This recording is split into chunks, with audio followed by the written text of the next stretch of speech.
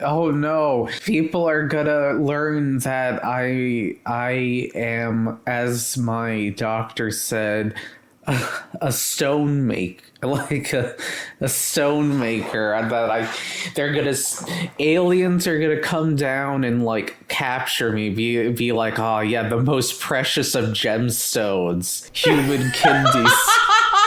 All right. I have hit the record button. I need to go pee real quick, but I'll be right back. Speaking of kidney stones, they're gonna keep you like a civet, like how a civet poops out coffee beans. You're just gonna generate kidney stones. Monkey Man. No, that's a different movie. Oh yeah, no, that is a different movie. Yeah. That is one of the movies that I downloaded. Don't want to look at this. Wait, what? Monkey Man from Hey Arnold has a movie now? That's cute. No. Oh, okay, something different. All right. That was really fucked up that character from Hey Arnold just like shit out coffee beans and sold it. But you know, there's a lot of weird characters in New York. That is the cutest Garfield I've seen.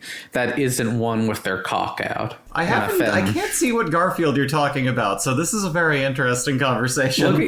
Look at the chat. I don't have my phone. I'm doing the... I don't really have any notes. I've seen this movie like 5 times. I know what I'm gonna say. Jay likes this movie. It's a comfort movie, so it's like I've seen it. Like, I should post this to SK.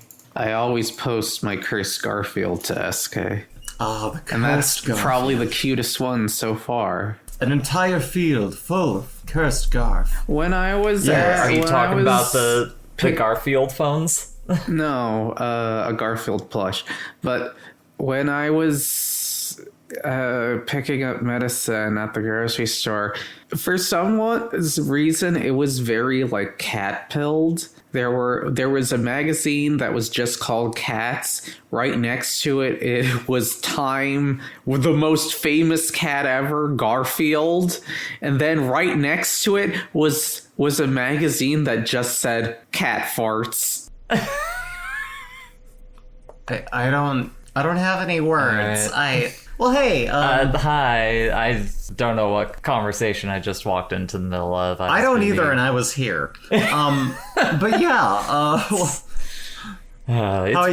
It's apparently been a sleepy Sunday. I need to move the camera. We've been very sleepy. It's just like a headshot of us. Hello. It's like we're kids at the candy counter. It's just like, I would like a lollipop over there. Doing a very visual gag for this audio podcast. Yes. Okay. You're gonna get the golden ticket. Exactly. But yeah, it's been a sleepy Sunday for 3 out of the 4 people here. Yeah, I'm experiencing chemical burns throughout the entirety of my body because I thought, man, I can eat anything spicy. And can I ever with the best of them? You literally ran into like the textbook example of someone eating something out of their spice range for the first time, which was you took a bite and immediately got hiccups. Yeah, I immediately got hiccups, started crying, and I'm just like... and talking about how you were going to die. You know, I've owned many different spicy foods. I own a spicy sauce that you have to sign a waiver to get. Dave's Reserve, okay? Jay and I, we go to Thai places, like genuine Thai places, and order heat levels that the owners go, why? What's wrong with you? You're sick in the fucking head. But we don't mind, because it's good. But I went to what was it called? Dave's Hot Chicken? That's the name of that whole thing? Dave's Hot Chicken. I got that. I got there. I was like, you know what? Right under the hottest level, I keep eating fine. I'm like, you know what? I'm going to try one of my sandwiches as the Reaper level. Why the fuck not? How bad could it be? And packaged separately of my other sandwich in this case was sign number one. That something's about to go wrong and I've just ordered a dare sandwich as opposed to a food. This dry, powdery, caked in hell with no flavor except for hot. Chemical burns my mouth as I put it in and I go, oh no, what have I done? And I got a few bites into it, but I ended up having to skin the rest of it so that I could get the remainder of it in. But it was still it was still there. It was coating all the stuff in the bun and the meat, but I had to take some of it off because it's caked in powder. It's an inhalant. It's a risk. It's dangerous. They just handed us that like it was nothing. As someone who took a small bite of that, most of that chicken got on my lips, and I was just like, oh, that's just unpleasant. Yeah, there's nothing good about this. If you enjoy hot food, this is not to be enjoyed. It can't be enjoyed. It's made to be pain, to taste like pain, and to deliver pain. And this is where Brie is announcing that even if it's for promotion, she is not appearing on Hot Ones. No, I will do hot ones. Hot sauce is good. It is a culinary thing made to blend flavors and heat. This was flavorless heat. Here's the difference between the Dave's Hot Chicken and Hot Ones also is, like, those are like buffalo wings. Yeah. Like, it's less of a dry coating of sauce and more like they don't just cake it on there, yeah. Yeah, it is like a sauced thing instead. That I can do. Like I said, I own the hot sauces you need to sign waivers for. Hot sauce don't scare me. Yeah. But this was just out of... I don't even want to say it was out of my range. This is not safe to serve to people. Anyways, thankfully you did not get chemical burns on your anus. I have yet to see that because it hurts. I got Chunga's revenge. Are you checking your anus constantly for chemical burns?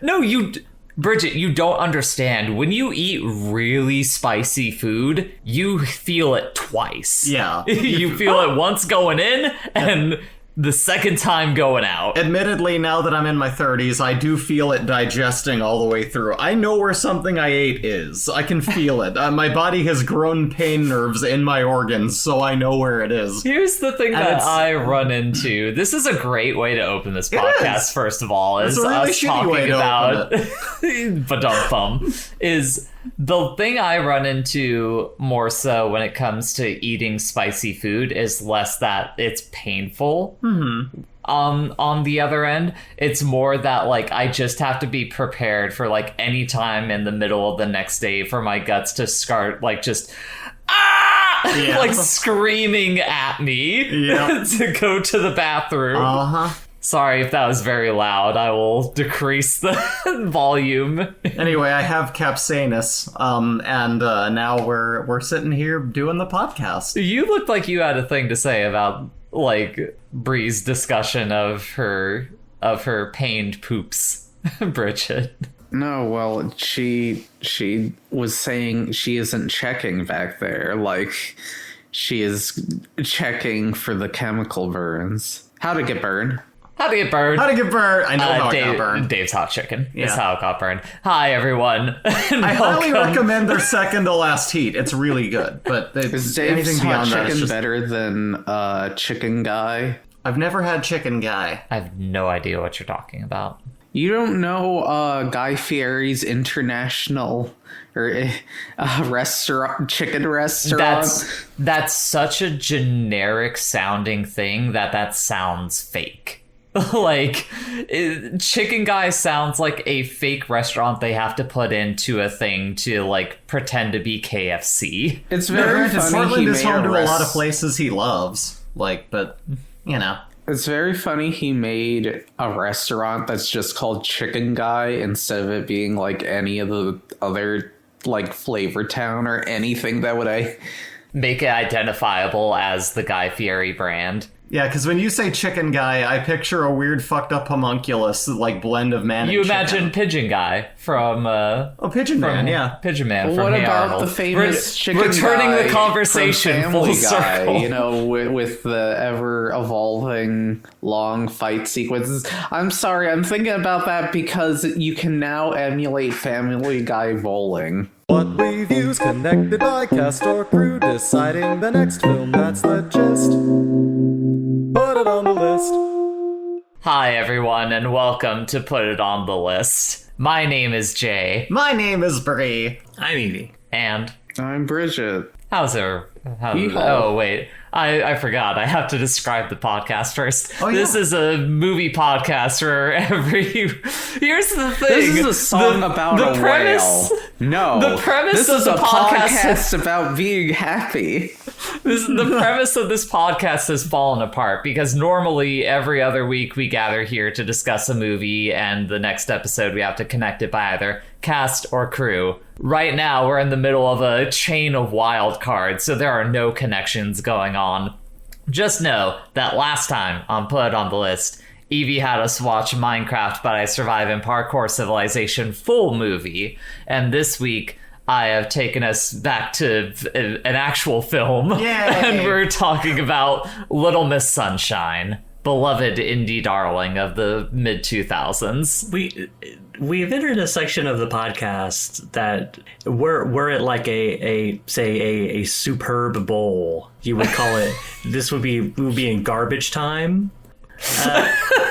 But instead of professional football players kind of just like phoning it in for the last game of the season, we're just kind of like picking movies. Yeah. Things that we're curious about, just like curious about or comfort films. Yeah. Evie, yours was very much a movie that more so a curiosity, I would argue, than anything else. Me, this one is a comfort film where it's like, I've seen this movie so many times and I just want to talk about it with my friends. Yeah. Put it on the however- list is now on the era of, oh no, your holidays are about to expire at your job, and so you must take a bunch of days You off. must use all your vacation hours. That's a good way to explain it. We're gonna change the AKA dynamic on the next rotation.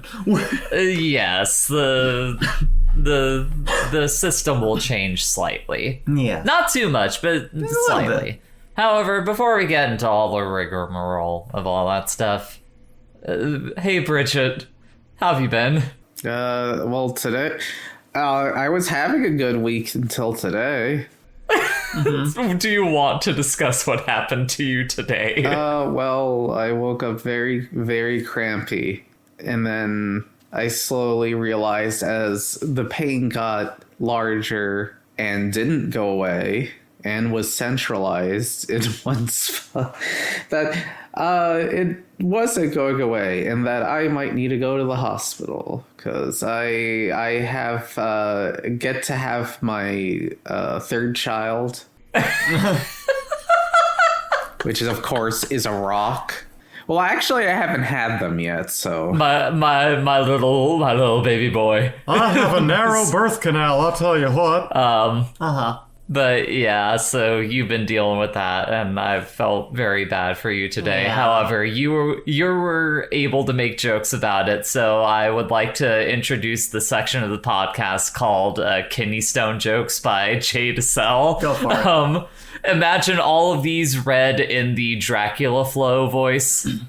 I smoked so much crack, I'm pissing out rocks. Call me Sisyphus, the way the gods got me pushing this kidney stone around like an eternal punishment. Got short round hollering at me to drop the stones. I would if I could, you dumb shit. I'll fucking kill you. I've passed so many kidney stones. 10,000 years from now, conspiracy theorists will be arguing that aliens were moving this shit. I let this stone ferment in my bladder so long that I got the world's most renowned jewelers kicking down my bathroom door. This kidney stone's so fucking large, I got Indiana Jones running the 100-meter dash in my damn urethra. I got Morgan Freeman calling me up an elite squad to fly up my pee hole and neutralize this fucking rock. We will not forget Bruce Willis's sacrifice. Ah! The stones are back! I mostly like the second to last one because I mix up Deep Impact and Armageddon. That's pretty good. Because they may as well be the same movie in Shows my off your brain. movie knowledge. A joke that really I fits wonder here. if there's an episode of Ozzy and Drix where he gets a kidney stone or a stone of some kind, considering that one child gets every single disease known to humankind. He is a hotbed for disease. I feel like because it's so connected to the pain of something passing through a penis, a children's cartoon would not be willing to acknowledge that. Jay, What? This is a cartoon where somebody has trauma because her father got trapped in a fart bubble and died. That's a fart bubble. I definitely don't want to see the time skip where he starts getting STDs. That would be really a fucked up thing to animate. Well, again, no American thing that isn't like R-rated doesn't have like the balls to acknowledge the fact that human genitalia exists. Yeah, so we're all they, smooth. they Yeah. would never. The most you're gonna get is someone getting hit in the nuts, and that's it. Yeah. Anyways, what have you been up to, Evie, since the last time we recorded? Still unemployed, still kicking it. I don't know. I finished, let's see, I guess I can't remember if I had finished Misericord Volume 2 after the last time we recorded. I don't think you had. Yeah, so that game is really good. Do you want to describe like the concept behind Misericord? Yeah, it is a kinetic novel, which is a visual novel for dorks. A sound novel, please. Yeah, it's like it's very inspired by, your Uman Echoes, but also like, there's The Name of the Rose in there. It's set in a 15th century monastery, and the cast of characters is a bunch of nuns. The point of view character is a nun who was an anchoress, so she was locked in a cell for 20 years of her life and let out to solve a murder that has happened within the nunnery, which is highly irregular because if you're an anchorite, usually you're supposed to stay there for your whole life. But she was the only person that the head of the abbey, the Mother Superior, can trust to have not committed the murder because she was locked in a room. And so she has to basically spy on the other nuns in order to figure out who did the murder. And she's very bad at it.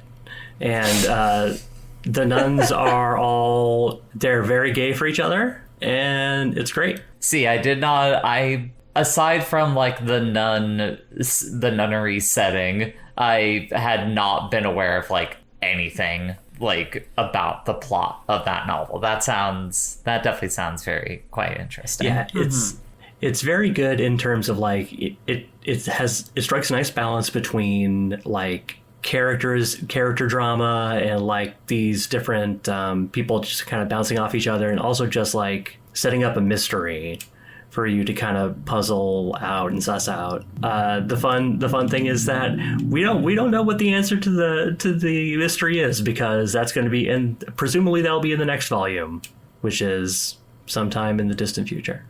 Anything else aside from that you're wanting to chat on? I'm playing Civ. Good old Civilization, a game I don't think I'll ever play because I don't do strategy games.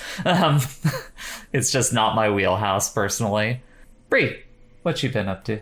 I finally did the action of like officially purchasing rigging software, so playing a little bit more with additions to my happy little VTuber. Beyond that, working on art, working on commissions, having fun little time out there, trying to build community, realizing I need to get out of the house more. Decided I'm going to join a gym next weekend. It seems like a good idea. Well, because you and I had to have a heart-to-heart yesterday, and it's kind of been an ongoing conversation with you where you're like always complaining about how much most online communities suck. Yeah. Like being able to like build something that feels significant, or like branching out and meeting up in person. It's hard to get anyone to do anything in real life, I admit. And like a lot of the real life things is like, the reality of being an adult is we all have lives and shit to deal with and other people in it. So, it's hard to keep things together. Hard to have friends who are willing to keep getting together and do shit, Yeah, so it's hard to get that community going. I've been convincing you to get a hobby outside of like the house. Yeah. Something like that, because what you need to do is you need to just meet like random people in the world. Yeah. Like not even people that are necessarily like immediate like friends or stuff like that, Sure. but just people that you can like converse with. Oh, yeah. like a normal person does. I'm a very open person. I do be getting in conversations with randos, and you know what? It feels good. You are more of a socialite than I am. Despite Yeah. how much I talk on this podcast, I am actually very quiet for the most part. Real talk, I try to mainly just stay off of social media during As much as I can, really. I don't know. I had a bit of an epiphany that I was just like, none of this is cyclical. It's not worth it. It's a hotbed of hell, you know? That's also an ongoing conversation I've been having with you of like... What you told me finally clicked. Like, my 30-some-year-old brain finally went, this is a fucking trap, and I'm not falling for it again. This doesn't even seem appealing enough to snare trap me in. Yeah. Like, it's just, this sucks. Yeah. This is a bunch of sad people making each other sad. And I don't get it. Why are you doing this? Why did I do this? What the fuck is wrong with me? Because that's how we have to exist in this modern world if you want to network at all. And that's why the strategy is you go online, you post the thing you want to share, and then you throw your phone into a fucking dumpster. And real talk, that's about what I've been doing. So that's my life lately. Gonna join a gym, getting into my fitness arc, okay? Yeah. I'm gonna get back my COVID body, because oddly the only way we knew to burn off all of our hatred for everything and our anger and our stress from the COVID situation we were in was working out. I got some abs. I want to get back to that. So the next time you hear me, I'm going to sound more buff or something. I don't know. But I'm gonna be working on that. You'll learn about I'm gonna start doing the Peloton discussion that Northern Lion does at the beginning. Yay! You know, this is my new best, you know. Anyway. Yeah. Not much has been happening with me. Okay. I've been keeping it pretty low key on my. It was snowing here. Oh, that part was cool. I'm thinking of joining like a boxing gym. Ooh. Local to us, like, because I can force myself to be active, but like I've always had a desire to like at least casually take up like a combat sport of some kind. Oh yeah. So like I'm thinking now is the time, like especially now that I have like a set schedule of like I always have these days off. Maybe I just make it a habit that every weekend I'm going and I'm doing this thing for like a few hours and then I'm going home, you know, forming habits. Sure. Good habits though, not bad habits. Exactly. Yeah. It's real easy to form bad habits. I've been down that road. Boy howdy. But yeah, that's about all that's been going on with me. Time to move on to icebreaker things. Ooh. We don't have many of them. We're drying up again. Everyone, follow us on putontheList.psky.social. Please send us engagement. Give us engagement. Please make us feel that we are valuable to the podcast sphere that exists out there. I want to feel Sorry, I haven't been paying much attention because I've been looking at the Ozzy and Drix villain list of... Why are you doing that? Bridget, I've got good news for you because I have a relevant thing, a comment here from Owen, who in response to, you may remember a couple episodes ago where I read his post, "This isn't a question, I'm just using this space to record my copyrightable, trademarkable ideas because I don't want to pay postage on a self-addressed envelope. Osmosis Jones porn parody, Familial Jones." He responded to that a month later saying, "I don't remember posting this." Well, thank you, Great. Owen, for that comment. And the CIA agent who's begun writing things for you. That guy got fired. It doesn't matter. This child eats multiple hot dogs with diseases on it, by the way. Thank you so much That's just called a hot for taking the conversation away from the dissolution of the CIA, because that's Evie bringing that up is just gonna make me go into that conversation we've had over the past weeks where it's like the presidential cabinet is trying to dissolve the CIA. That's the last that you don't fuck with the CIA. Yeah, It's what a bad I've idea. learned in here is that the CIA ain't shit. If they don't have an infinite black box budget and turned against like minorities or dissidents, like they I don't guess got that it. part's they don't have the juice anymore. Yeah, is they what don't got you're the saying. juice. Yeah, if I was the They CIA, don't I would have- feel very disempowered, and I would do something to prove myself in this state, you know, of mind. I would not put up with it, personally. They don't have that fucking like Irish Catholic alcoholism like boiled into them anymore like they did back in like the 50s and 60s. So they just they can't pull their weight around like they used to. I guess they just don't have the juice anymore. All I'm saying is that like you don't even have to cut the brakes on a Tesla. They'll just do that. Yeah. Prove us wrong, CIA. Yeah. Don't do an actual thing against us. Do an actual you thing think against the they're person that did listening to something to you. anything? Yeah. We didn't cut your fun. Yeah, I know. That's what I'm saying. I did I'm not just expect saying- to be rooting for the CIA this year. You know? Hey, who knows? Maybe we have an ex-CIA agent who's disgruntled and listening to the podcast. Who knows? These poor queer women, they got some ideas. To quote a thing that we haven't watched yet, no one's listening. Like, it's we can talk our shit. Foreshadowing. I like it, Evie. Nice. Next comment here from Owen. I want to note says- that one of these hot dogs had Rodarius virus, who went on to tie a woman to a fart bubble to kill them. And then there's another one where it's Mother Why are there so Worm. many fart bubbles? This guy really needs to There's stop Mother eating hot dogs. Worm, voiced by Frank Welker, who is a tapeworm from a different hot dog stand. This kid has eaten multiple bad hot dogs, and he still continues to eat hot dogs. Ever wonder what makes special sauce so special? Yo. Little reference for those who watched the original season of Futurama. Oh, brother, this guy stinks! Anyway. Next comment from Owen. Yeah. There's a says- band called Kidney Rock. Please stop. Yesterday, I consumed toast. 2 By slices. the way, I never did say how was I. You just skipped over me. No, I didn't. You were the first one up. What do you mean? Well, I I was was just for 10 minutes. I guess that's true.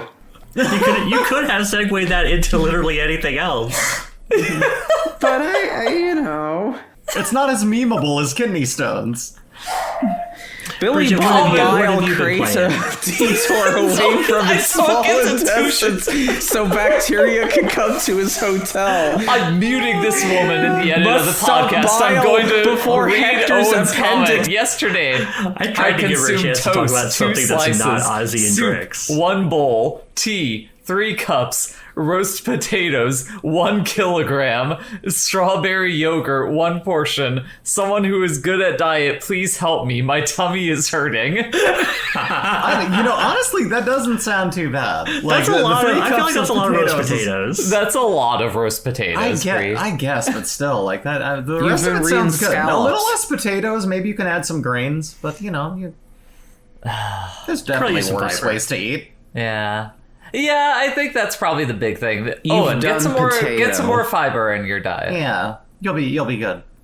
And another comment from this time Dusty. Oh, I feel now is a good time for the podcast to cover Kizuna Ai's debut stream.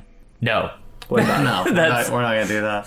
that ain't happening. Dusty gave me a comment the other day because I put the Grinch hot sauce back on the feed, and he was like, please don't ever show me this again. Poor Dusty. What you gotta do is just Shrek your hot dog with it and see what disease it gives you, so you can be the next Ozzy and I'm Drix sorry. I'm sorry. I was watching Brian. Proxy's stream, and I referenced the Grinch hot sauce, and everybody thought I was making it up, and then they realized it's actually real. They didn't realize you forced it to be real in their brains. That wasn't Like, something that's I the was thing. even searching for. That was me, like, trying to get No, last no, no, minute no, no, no, Christmas. no. You're dodging the fucking the point I'm trying to make here, which is you're saying that they like realized it. They didn't realize it. You made them realize it. You forced that knowledge on. You opened up the lost ark It was a goading and statement. made their faces melt. But hold on. Yes. The truth is that they were always living in a world with the Grinch hot sauce in it. She's just like just displaying truths that were already existent in the world. I mean, that's the metaphor I was building with the Ark of the Covenant, which is like the Ark of the Covenant always existed in the world. It's just that they made the mistake of opening it up and getting their faces melted / exploded. This was after a discussion about drinking mercury. Huh? I feel like that begins and ends with "Don't do that." Yeah. Podcast listeners, in case you didn't know, don't drink mercury. Well, the That's a problem bad is idea. when mercury comes into contact with foreign... The problem is it kills you. The problem is it kills you. The more you need know. pure mercury, and then you can touch it and make sure you don't have any impurities on your hand. As long as your hand is totally... I definitely touched mercury as a kid. Like, I was trying to, like, my mother was kind of passed out from being on the drugs she was for antidepressants, and I thought, that I'm explains sick. so much. I'm sick. I need to use this thermometer and figure out how to use it. Whoops, I dropped it on the fucking sink. What are these little BBs? I can't pick them up. It explains so much. It does. The lead poisoning is real. Well, I guess the mercury poisoning in this case. I have a lot. That's mercury poisoning. My- lead poisoning. It's okay. You got that from the pipes, not the mercury. I told you I already did. Now, my brain is okay though. But that's cool. Remember to drink your school and drugs, and don't do milk. Yes. Yep. Don't do milk. Okay. And I've been holding on to this one for like a couple months now. It's okay. We can mute the mic. Owen gave us a question a little bit ago that it goes as follows. Which Muppet do you think is most likely to use a slur while live streaming a Fortnite game? Fozzie. It's Fozzie. It's Fozzie. No, I wouldn't be Fozzie. I don't think it's Fozzie. Like, I think Fozzie is too much of like a clean comedian to like stoop to that level. Like, I know a lot of comedians fall down that route, but I do think that he's a little too, like, you know. Like, He would I say think something God- like culturally insensitive in like He a very would- dated sort of way. Yeah, he would do it by mistake, and somebody would have to tell him, and he's like, "Oh man, I didn't know that." What's the name of the eagle? Sam Eagle. He wouldn't play Fortnite. Sam Eagle would He absolutely wouldn't play Fortnite. Yeah, he wouldn't play Fortnite. Gonzo. Yeah. The answer is Gonzo. Gonzo would be like, "I'm allowed to say it," and he's like, "Gonzo, you you're not sure allowed it's to not say it." I don't see what the problem is. Yeah. I feel like Rizzo might. Either no one should say it or everyone should be able to say it. Gonzo, no! Scooter. Scooter is my choice. Which one is Scooter? He's like the tech- little... Yeah, he's like the dweeby he's tech guy. smart, but he's not like, Bunsen Honeydew. Yeah, he's the one that only had the sister and, like, the Muppet Babies for some reason, but, like... I need to look up Scooter. Which leads me to wonder, what's the dark cartoon theory about how she ended up dying? Yes, Nobody Evie- addresses it. Evie, you are 100% right. It's Yeah. definitely Scooter. Just looking at him. this fucking guy. Yeah. Oh man. Sorry. It brings me no pleasure to say this. I like Scooter, but like we have to be real about the kind of character that he is, and he would say it on a Fortnite live stream. That's fair. No, yeah, he absolutely would. Are you sticking with your answer of Sam Eagle? No, looking at Scooter now, I see the Twitch streamer that says the bad things. Are we also sure it wouldn't be Bean Bunny? I don't recognize that one by name. Bean Bunny loves Miss Piggy. He doesn't.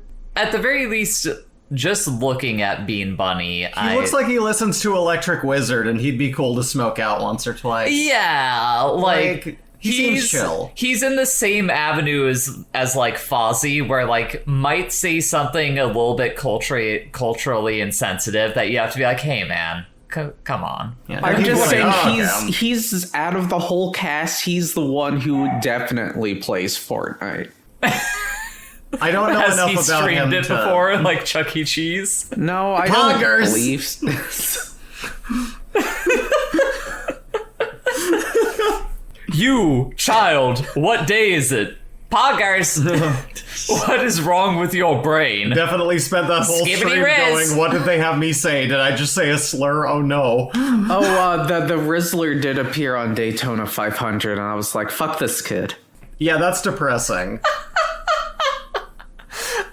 Still my favorite moment of the Costco guys is when they had that wrestling match and like Rizzler was on commentary and they just keep cutting to like the camera, the commentary camera, and you could tell he's not ready for the cuts and he has to be like, huh? And do like the chin stroke thing.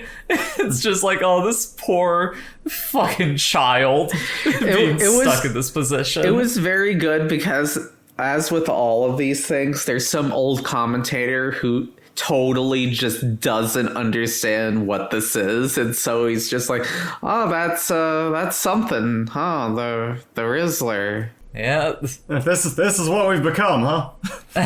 I've had several concussions, and I'll tell you. I don't know if this small child next to me is real. You see, I don't want to do an impersonation of JR. That's mean. That man has had too many strokes. Okay, well, those are the questions we have. Please follow us at putitontheList.bsky.social and send us questions, comments, engagement, yada yada yada. Please, there. if you have more questions on Osmosis Jones or the Fuppets, please. The Fuppets.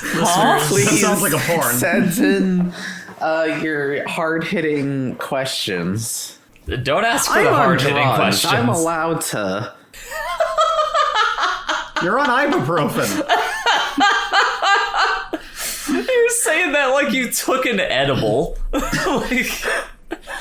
Anyways, now... In fact, if you're on ibuprofen, you should be making anti-inflammatory marks. Sorry, go ahead. Anyways, this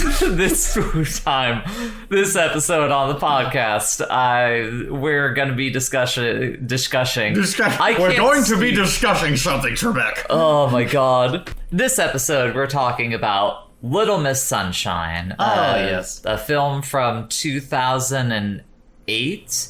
A little 2006. Thank you. Little indie family dramedy film that centers around a dysfunctional family whose the daughter of which in the family has lucked her way into competing in a statewide child's beauty pageant. It's a road movie that just shows the trials and tribulations and the dysfunctions that they are going through and trying to work out over the course of this road trip from New Mexico to Redondo Beach, California. Stars Greg Kinnear, Toni Collette, Steve Carell, Abigail Breslin before she became an actual actress, and a young Paul Dano. And Alan Alda. Alan Arkin. Alan Arkin, excuse me. But yeah, I love this movie so much. That's my cursory summary of what that movie is about. But really what this movie is about is it is about American exceptionalism and the bullshit that whole idea kind of is. This is another movie like Collateral, which we talked about like a couple loops ago at this point, that it's a film I saw in the 2000s and I maybe watched it a little bit more than Collateral comparatively in the interim, but I kind of spent a decade away from this film, just not having seen it. And then somewhere in the last 5 years, I rewatched it and I was like, oh, no, I'm pretty sure this is just one of my favorite films of all time. Aww. It is a comfort movie for me, but it is also it's a movie that has a lot to say. Mm-hmm. I would argue quite a bit. I feel like the way this movie starts is so kind of indicative of that theme about kind of the lie of American exceptionalism right out of the gate, because the first thing you're seeing is through the eyes of Abigail Breslin's character Olive. She's watching a beauty pageant, and it's something that she has recorded. So she is watching this shit over and over again, and she is practicing specifically the victory poses that the competitors are doing. Not what they do throughout the thing. It is just like the announcement of who won and like her mannerisms as she wins. Just like, oh, like hands on the side of the face, like waving to the audience and everything. And then like the next thing you see is Paul Dano's character Dwayne in his room, like pumping iron and shit, like very much trying to like work towards some kind of like idea of masculinity. He has a fucking giant poster of Friedrich Nietzsche on his wall, and like just very much striving for like a generic kind of American masculinism to it. And then you cut to Greg Kinnear's character, his name is Rich. Yes. There's a sweet irony anytime someone in this film is giving him shit, as they rightfully should, that they're saying like, that's enough, Rich. Ain't that rich? Like, just that kind of like, you're so full of shit, man. Yeah. But I think they usually call him Richard, though. I feel like they switch back and forth on it. But he's an aspiring motivational speaker, like a very, what's that guy's name? It's not Tim Robinson. Tony right? Robbins. Tony Robinson. Yeah, Thank I like you. Tony Robbins. Yeah, an aspiring Tony Robinson, like, and he's given this speech. He's got these like 9 steps that he's trying to like sell to people. He's given this whole speech while we're still cutting to like Olive and Dwayne going through their it's shot like this inspirational tech demo with these dynamic angles of this guy giving this speech. And the lights go on, and there's like 6 people in the room. Yeah. And like 1 person clapping. It's so fucking sad. Yeah. And like, I like that. If you look at like what the steps say, it's just like completely substanceless. It's just like useless bullshit completely. In this world, there are winners and there are losers. Inside every one of you is a winner. It sucks so fucking much. But from those 3 specifically, you then go like spiral out into Alan Arkin's character, who I think in the movie isn't he just referred to as like grandpa, or does he? Yeah, he's grandpa, and like they only give like what his actual name is after he's died. Oh yes, Spoilers, that's right. he dies. Which he dies because the first thing you see him doing in this movie is fucking snorting like fat lines of coke in the bathroom. So, like, you have that, then you have, like, what's Toni Collette's character? Fuck, I forgot her name. Is it Cheryl? Yes, it's Cheryl. You have Cheryl, like, she is, like, looks like she is chain smoking in the car, like, panicking, driving to the hospital because her brother, Frank, played by Steve Carell, has attempted suicide. And that fucking shot in that opening sequence where you have like the soundtrack of the movie like swell it, which that's one of those things I want to talk about, is like the composition of the soundtrack for this movie is like so simple, like in its like motifs and instrumentals. Yes, instrumentals, and like just how it's composed, that like you have that shot of him like just 1,000-mile stare out the window in this hospital room, like obviously like having been crying, like just tears in his eyes. And it breaks my fucking heart every single time I see that shot in combination with that music. It's hard to see. But the main thing I want to say, like starting off with like each little vignette of the characters that we get in the movie, I would argue that this is maybe one of the most perfectly cast films of all time. Yeah, I could see that. Like everyone in this film is like so perfect for exactly the character that they are like aiming to portray. Like, Greg Kinnear is the perfect, just passive-aggressive piece of shit dad to, like, be stuck at a dinner table with. He's just so good. And, like, even early on, like, literally, besides maybe his daughter, nobody buys his bullshit at all. Oh, yeah. Like, everyone... That's my favorite part of, like, that initial conversation that they have at the dinner table, because Frank has to, like, live with them for the foreseeable future because of his attempt on his own life. He has nowhere to go, as they, like, lay out there. And, like, they, you know, despite the fact that he's still got bandages on his wrists, he still needs to sit down and eat the fucking chicken, as Alan Arkin complains about.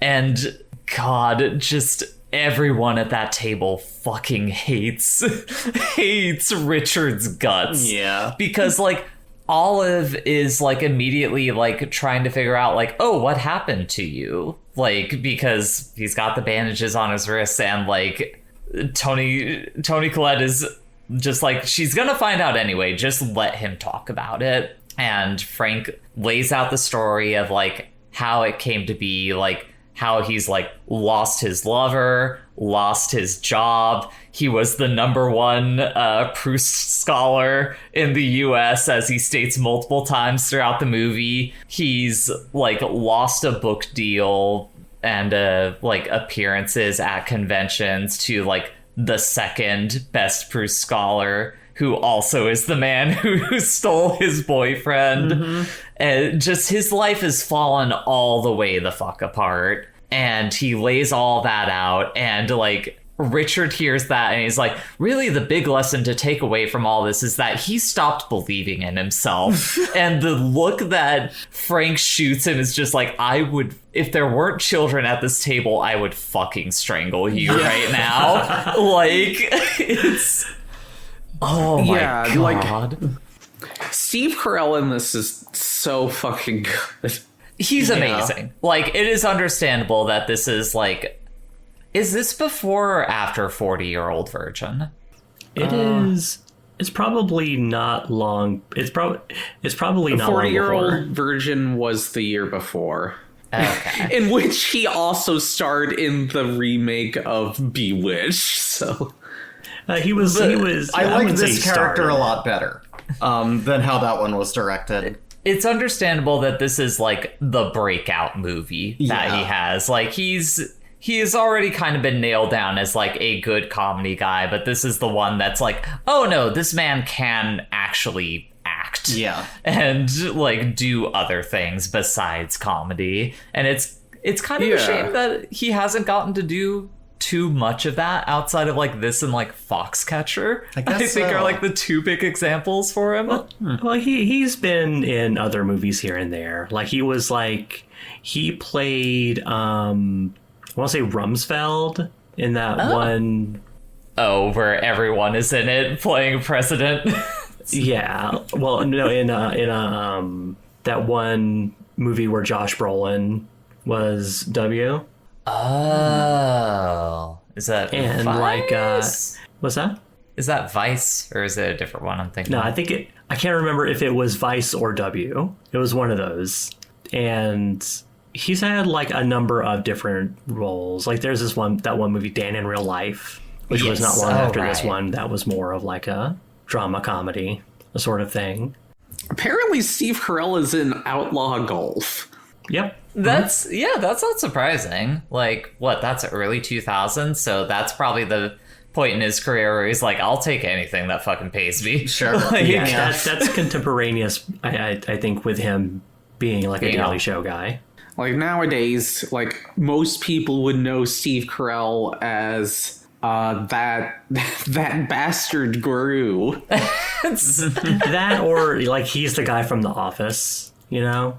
Yeah, that's the thing everyone knows him for. But, like, that whole conversation with Frank and Rich just kind of perfectly lays out, like, the struggle that's going to be the movie in terms of, like, the theming around the American exceptionalism, where it's like you have this person that is still continuing to lie about themselves about like, no, all you need to do is have like the right mindset and you're gonna be a fucking winner. And then you have someone like Frank's character who is like, he was the #1 Proust scholar. He was the guy.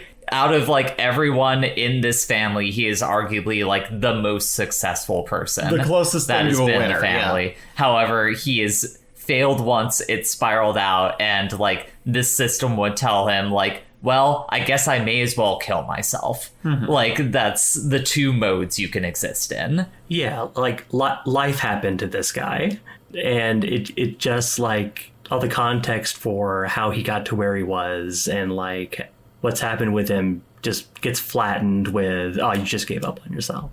Yeah. Oh, man.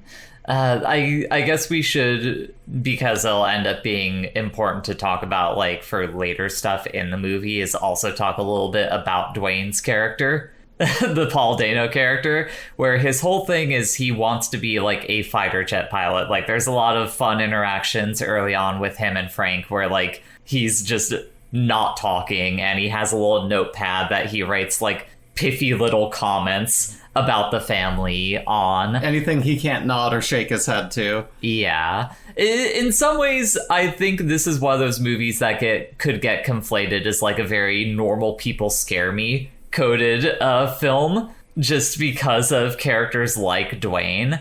But I think it's a testament to like how well this movie is written that like once you actually sit down and watch it, it's like, no, that's just that character. Yeah. He's a fucking teenager. Yeah. He's a 15-year-old who, despite reading Nietzsche, is still going to be a weird, what's the word for someone who hates everyone? Misanthrope? Yes, weird misanthrope. I was called that a lot growing up. But yeah, he's obsessed with Friedrich Nietzsche. He wants to be a fighter jet pilot, so he's like taken a vow of silence where like if he doesn't say anything for a set period of time, his parents will allow him to go into flight school. Yeah. But what they end up finding out over the course of the conversation is like, oh, voice message got left on the answering machine. It was, you know, your sister calling about that Little Miss Sunshine pageant. And turns out Olive made it to the finals because one of the other girls had to drop out because something about diet pills. Yeah. This is like a 7-year-old we're talking about, by the way. Like... Is this still when diet pills were just tapeworms? I don't know. I don't know, but diet pills aren't healthy regardless of the variation you try. It was called a miracle pill, and the miracle is another creature's inside you eating the food for you. Which in a cartoonish way sounds kind of perfect, but like, you know... Yeah, but yeah, and she finds out, she's screaming, the family gets into a whole thing about like how they need to, you know, take her out to California. The dad doesn't want to do it because it's going to cost a bunch of money, and he's really saving up that money for the book deal that he's trying to arrange with a Stan Grossman, which...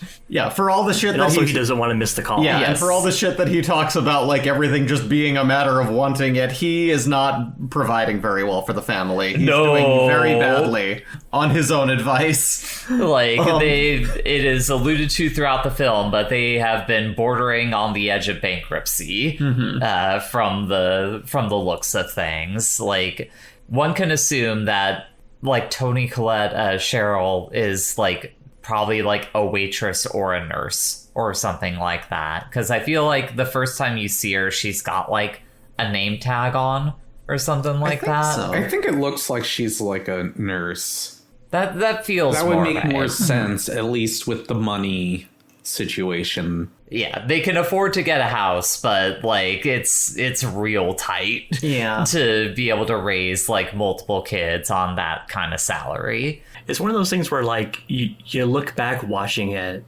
you know, the economic crisis of 2007 looms on the horizon, where it's just like, this movie is made at the tail end of that being something that you can actually feasibly do.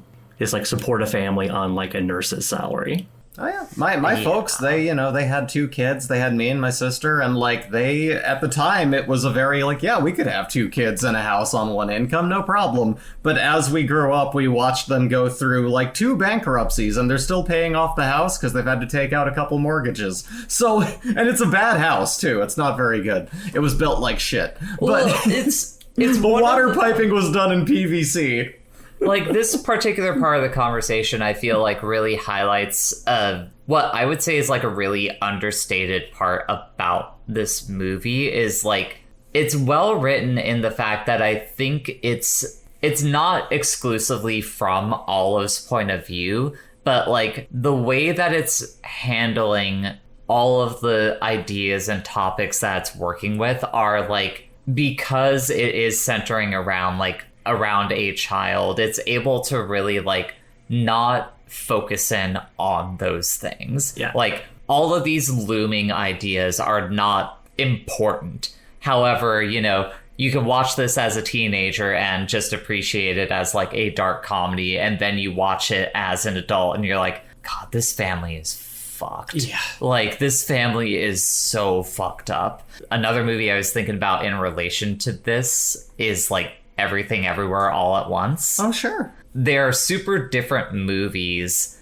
but I think they are both movies kind of about family ties in that they are treading on that similar ground of like, sometimes these motherfuckers are like the worst people in your life and will fuck you up in major ways. But at the end of the day, family takes care of one another. And this isn't to put down Everything Everywhere All at Once. I think it's a very entertaining movie. But like, I remember, Evie, you and I walked away from that film kind of like, we enjoyed it, but like there were thematic things in there that we weren't as like vibing super hard with. And I think the main reason Little Miss Sunshine gets away with it a little bit better is because of how like kid-centered it is. Like this is like a 7-year-old and a 15-year-old versus Everywhere Everywhere All at Once, where like the kid in that movie is like in her 20s.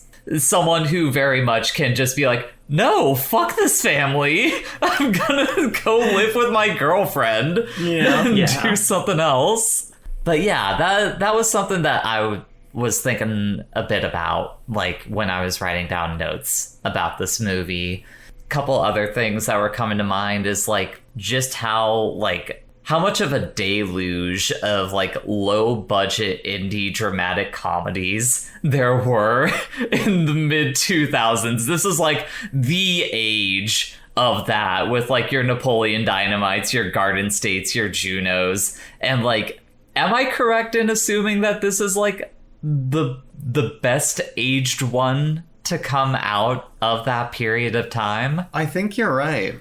Like, Truth be told, there may be an example that we're not thinking of here, but probably this one does hold up very well. Yeah, of the list that you stated, this is the only one I've watched more than once. Mm-hmm. And the other random fact I want to bring up before continuing on with the movie is it's very fascinating that the directors behind this the director-writer combo behind this went on to direct Toy Story 3. The movie that originally ended with the toys like burning to death in an incinerator.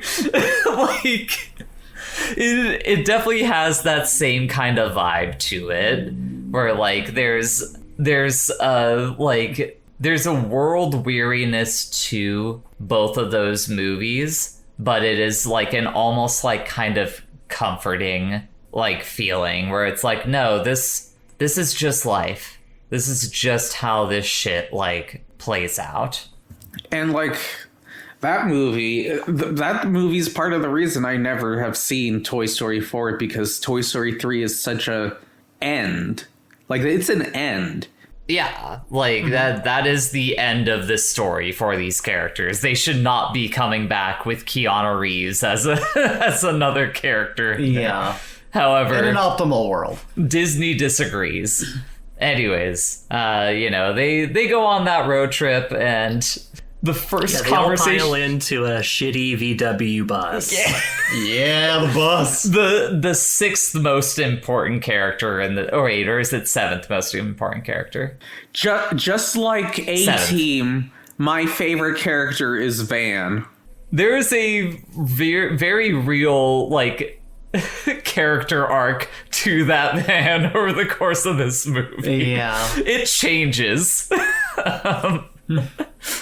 Shout out to when the horn stops working and is just man. constantly on all the time. So I'll talk about it more when we get to it, but like you have that first dysfunctional like breakfast scene, and then like the next sequence is like them at a Wendy's stand-in, or not Wendy's, Denny's stand-in, and Rich continuing to be the worst. Like Olive wants to get some ice cream with her waffles in the morning, which, oh my god, those Wendy's prices want to talk about being like right before like the bubble crashed. Like you could get all of that shit for like less than $4. Yeah. You could not get any of that today for less than like 10. Yeah. If you're lucky. That conversation is such a... I hate it so much because it's just in a good way, where it's like Frank is like, he's just kind of chatting about like where the phrase a la mode comes from. Literally means in the fashion. In the fashion. And so and Richard is just like, shut up, nerd! Don't eat too much ice cream, or you'll get fat. The way Kid.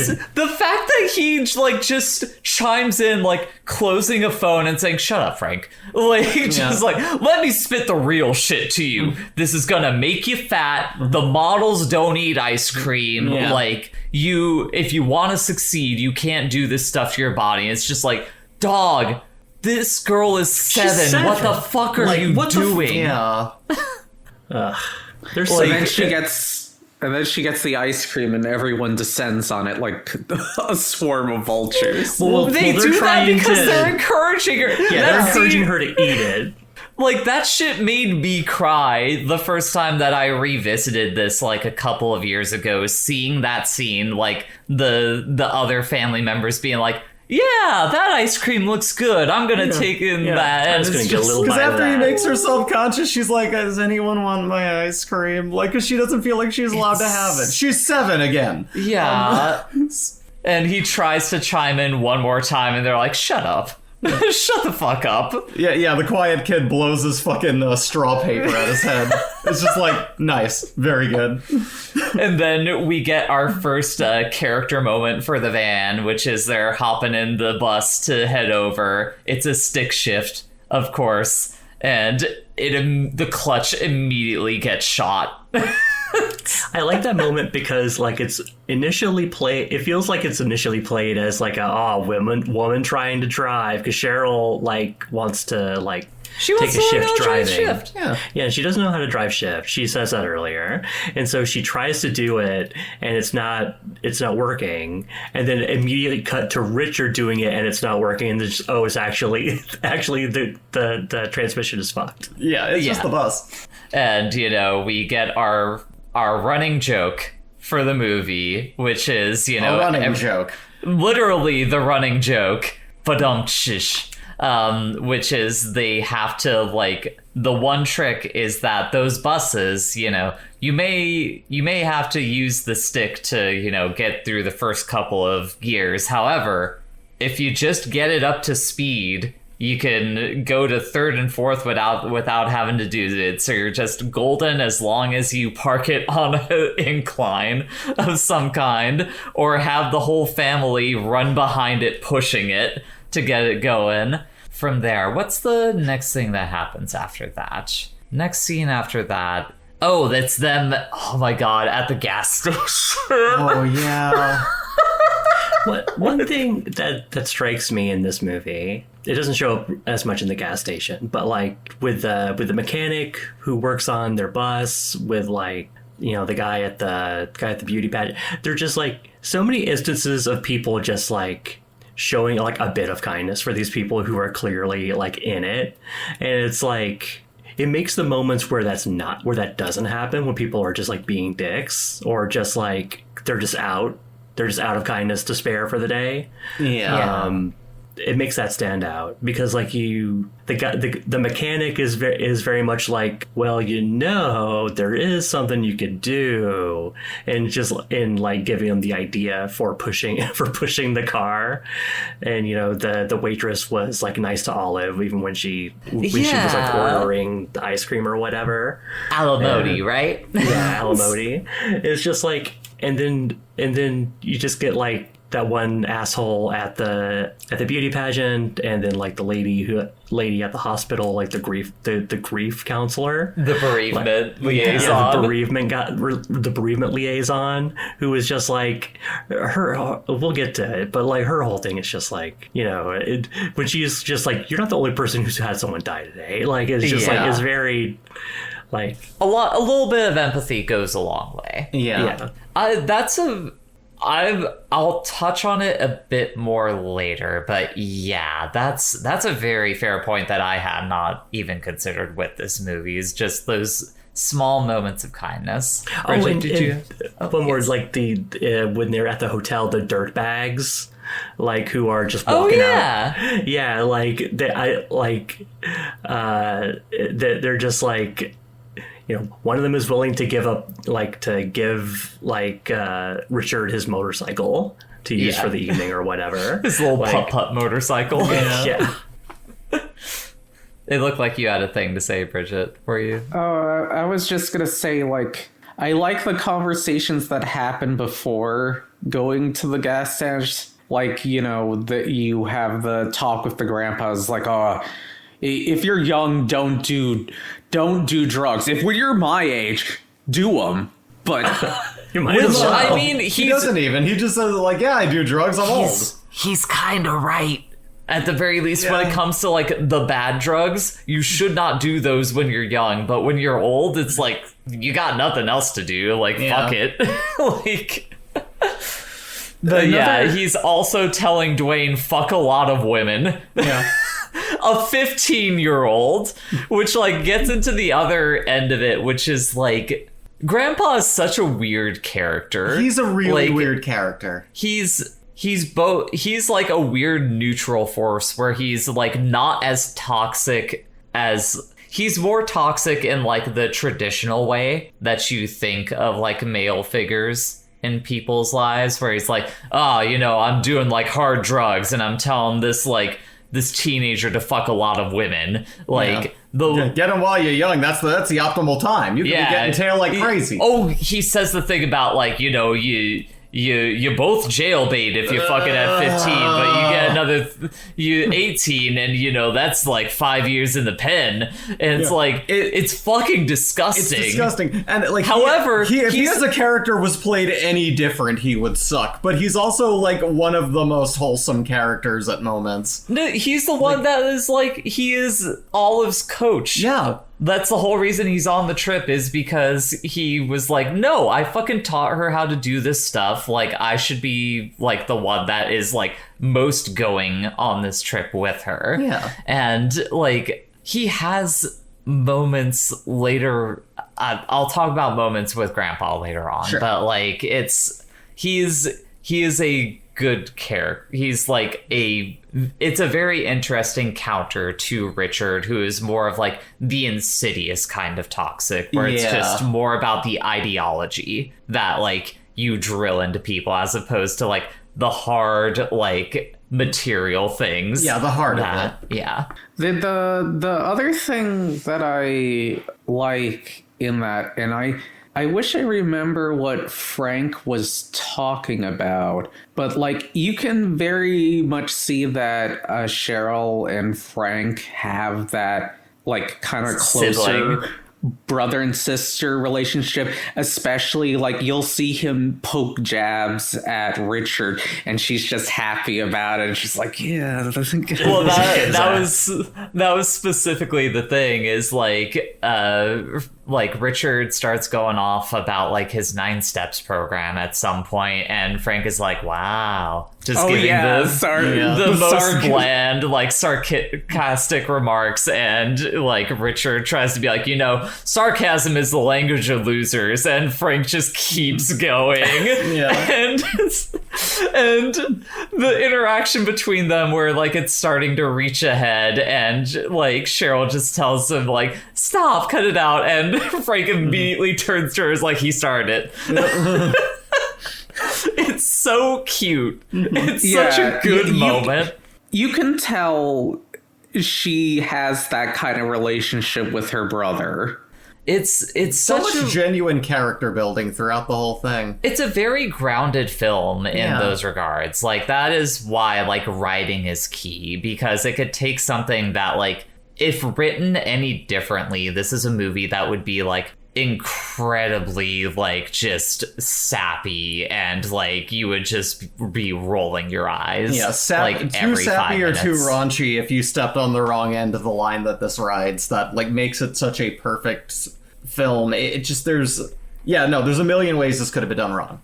Yeah, like there's so much like warmth between these characters, but like it doesn't really feel corny. Yeah. ever. It's so genuine in its love for these characters.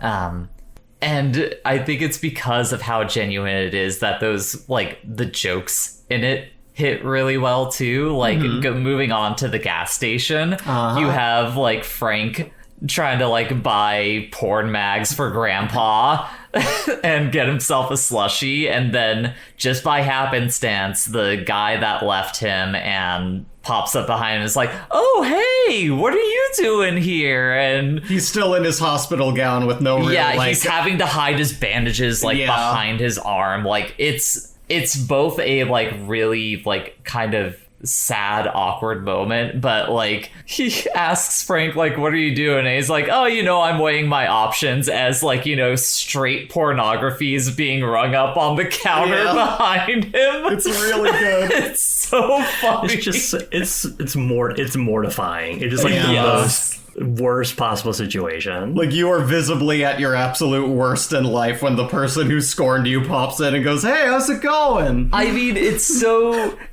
maybe the most like cutting part of that scene is like millisecond long cuts that you see out to like the other Proust scholar that's like in the car. You see like the split cut of him like looking into the place, and as they drive off you see him like kicking back his head to like laugh a little bit, and it's just like, oh fuck, man. And he's got a fucking convertible with like a vanity license plate and shit. It's just like, you successful piece of shit. Fuck you. Screw you. I hate you so much. Yeah. And then as this is happening, Richard is talking to Stan on the phone, and he's basically finding out that the deal did not go through. Like, all this time and money that he spent on this shit is shot. So like all this money that they have been saving up is the investment is worthless, and the family is probably gonna have to file for bankruptcy. And it's like, but Richard doesn't like let it go either. Like, he doesn't take the L because he can't. He just can't let himself do it. The moment where like you see him like punch the phone booth, and like Grandpa is just able to read that and be like, he's not getting it. Yeah. Like, it's just, and then they're driving off in the car, and there's a joke that happens, but like, this is the thing I want to talk about with Grandpa, and this is how he's such a good character, is like, he has that moment where he's like, like huddles up to like Richard in the driver's seat and is just like, regardless of what happens, you fucking tried. That is more than basically anyone can ever say. And like at first Richard just kind of like brushes it off, just like yeah, thank you, Dad, whatever. And he lingers just a little bit longer, and you have that crack in the armor finally, where like he's just genuine, is like, thank you, Dad. Like, it's so good. Like, that's how you can tell that, like, despite Grandpa being a little bit problematic, he is the better male figure between the two of them than Richard is. However, what they end up realizing is they accidentally left Olive at the, at the gas station. It's so great that the character who cannot speak is the one who realizes it, and he has to like get out his pad and to like scratch out the message to say, "We forgot Olive." Like, and they had to do a drive-by pickup because they can't stop. Yeah, it's the bus. So It's so good because I remember at the moment I was just like, wait. Yeah. it's missing. Yeah, there's a character that is not here right now. But from there, you know, we get to the hotel. Richard and Cheryl are having a fucking big ass argument. And, you know, Dwayne and Frank are sharing a room together. And Frank's like, you know, don't bother listening to this. Like, let's throw something on TV. And something that dates it is like, it's a President Bush like speech. Yeah, it's like a press conference with W, and so Dwayne turns that off, instead just listens to the argument, and he's feeling very smug about it. Yeah, he's smiling. And this is what I mean when I say this movie is like so well grounded, is that's kind of one of my favorite character moments in that movie. If my parents ever happen to listen to this podcast, I'm sorry for the things that I'm about to say, but I kind of relate to Dwayne in that moment. As someone who had parents that should have divorced like 10 years before they actually did, there is this like weird desire when you hear those like blow up arguments in the other room where you're like, oh, maybe this is the one where they finally fucking do it. These two people are so like not happy being with one another. Like I just have to get him away from the place where it could turn off. Ziggy almost stopped the recording, but like Yes. What I was saying is like you hear those arguments and you're like, is this finally the one? Like, are they finally gonna fucking do it? Because it's like, yeah, like that shit's not fucking working. But yeah, I love that moment. That's my favorite Dwayne moment. And from there you have Richard getting a bug in his butt and being like, well, I guess you have another moment with Grandpa. Oh, yeah. Another sweet moment with Grandpa where Olive is like in tears. Yeah. Because she's like just thinking about the idea that she's a loser. Her dad hates losers. Like, she's not pretty, and she's not a winner, you know. And Grandpa's the one who has to be like, no, like you are. We would not be here if these things weren't the case. And Ziggy is continuing to be a menace on the keyboard right now.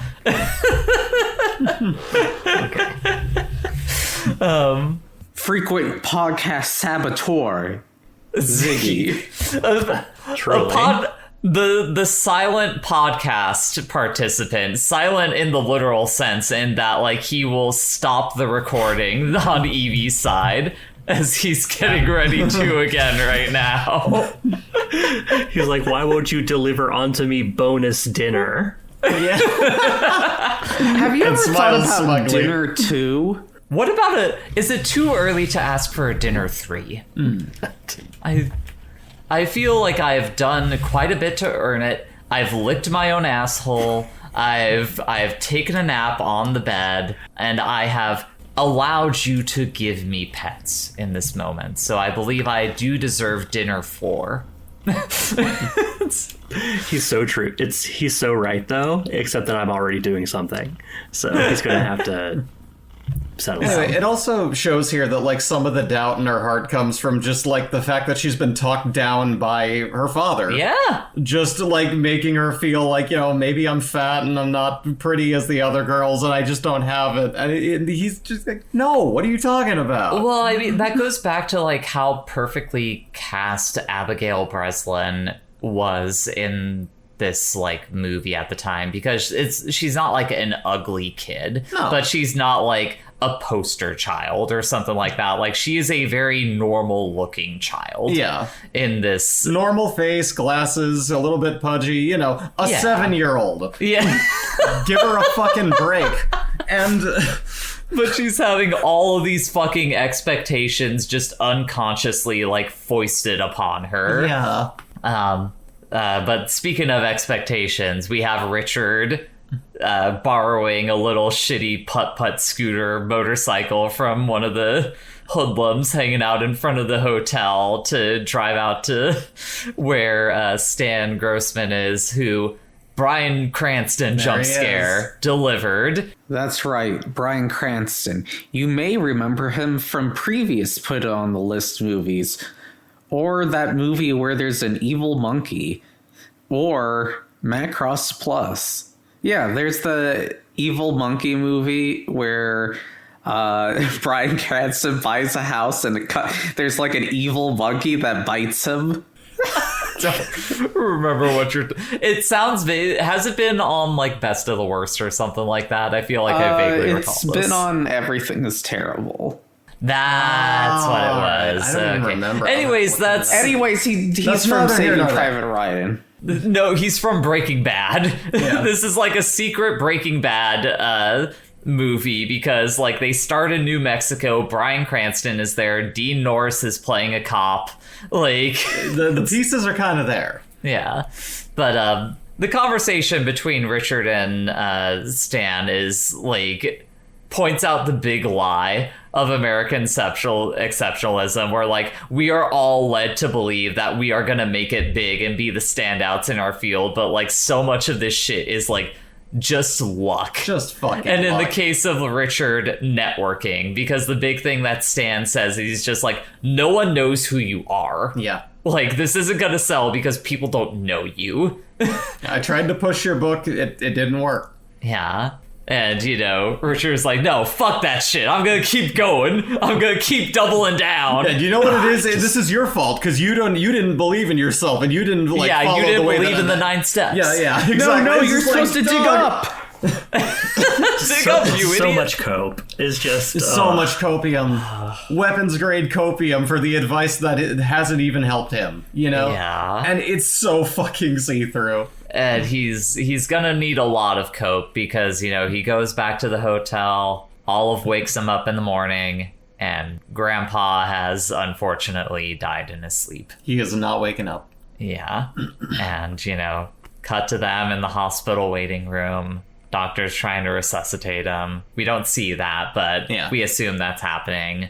He was doing some drugs in a cutscene earlier in the hotel room. And Cheryl just gives this, like, impassioned speech about, like, trying to stay strong for Grandpa and everything, but even by the end of that, she's, like, breaking into tears. And you have that moment with Dwayne where he, like, scribbles on his little notepad and shows to Olive, like, go hug Mom. Yeah. Like, that's the other thing that's so perfect about the writing in this movie is, like, just kind of understanding not only how sidelined, like, you get in general by, like, death happening in your life, but, like, for kids specifically, you don't know how to process, like, the adults in your life being confronted with this. Like, that is another, like, very real ass thing that I have dealt with in my life like, family members passing, me being too young to understand, and, like, other members of the family, like, being more broken up about it and being like, I lost, like, I'm gonna give you a hug, that's all I got. I lost like 2 or 3 of my 4 grandparents, like, while I was, like, still a kid, I think. And, like, I remember, like, the first one going was, like, suddenly Grandpa just doesn't exist anymore. My mother, the only, like, one of the only people in my immediate life who's supposed to be a structure of sanity and everything's gonna be okay, is in pieces. I don't know what to do. Yeah. What do you do? Yeah, what... And, like, the reason why the adults get more broken up about it is because they are also thinking the same thing. They just have more of that, like, emotional attachment to that person to feel like, oh, I don't know what to do. Oh my god. Yeah. Yeah, I can understand that because when my grandpa died, that's when I got back my Xbox copy of Kung Fu Fighting, which is a racist 4-player beat 'em up for the Xbox. I was sad, but luckily I could watch the SpongeBob movie. That that just makes me think about your story about how the main reason your main memory tied to 9/11 is specifically that, like, you Lion King 2. Yes, it interrupt the viewing of The Lion King 2 at your school. Why'd they have to interrupt The Simpsons just for this? No, it goes. He's lying. Betrayal. He was trouble the moment he came. Evie, what were you going to say? Yeah, that the hospital scene where they're just like in the waiting room is just like, it's so harrowing because like It's a heartbreaker. yeah, just the feeling of, you know, you're waiting there for news and like there's no way it's gonna be good. Like they say that they're trying to resuscitate him, but like he didn't wake up. Like, there's He not didn't much wake you can up. do. He's really old. He's been doing drugs, you know? So it... He's got Nazi bullets in his ass. Like, Yeah. he's been through the ringer. Yeah, and just like, and I myself have been in that situation where I'm in the waiting room and like, it's just, you're just waiting for someone to say the thing that you already know, and That's been most of the deaths in my family, is everyone just going like, it's probably not gonna come out. Like, this is not gonna happen. Prepare for this, you know? Yeah. And it's, man.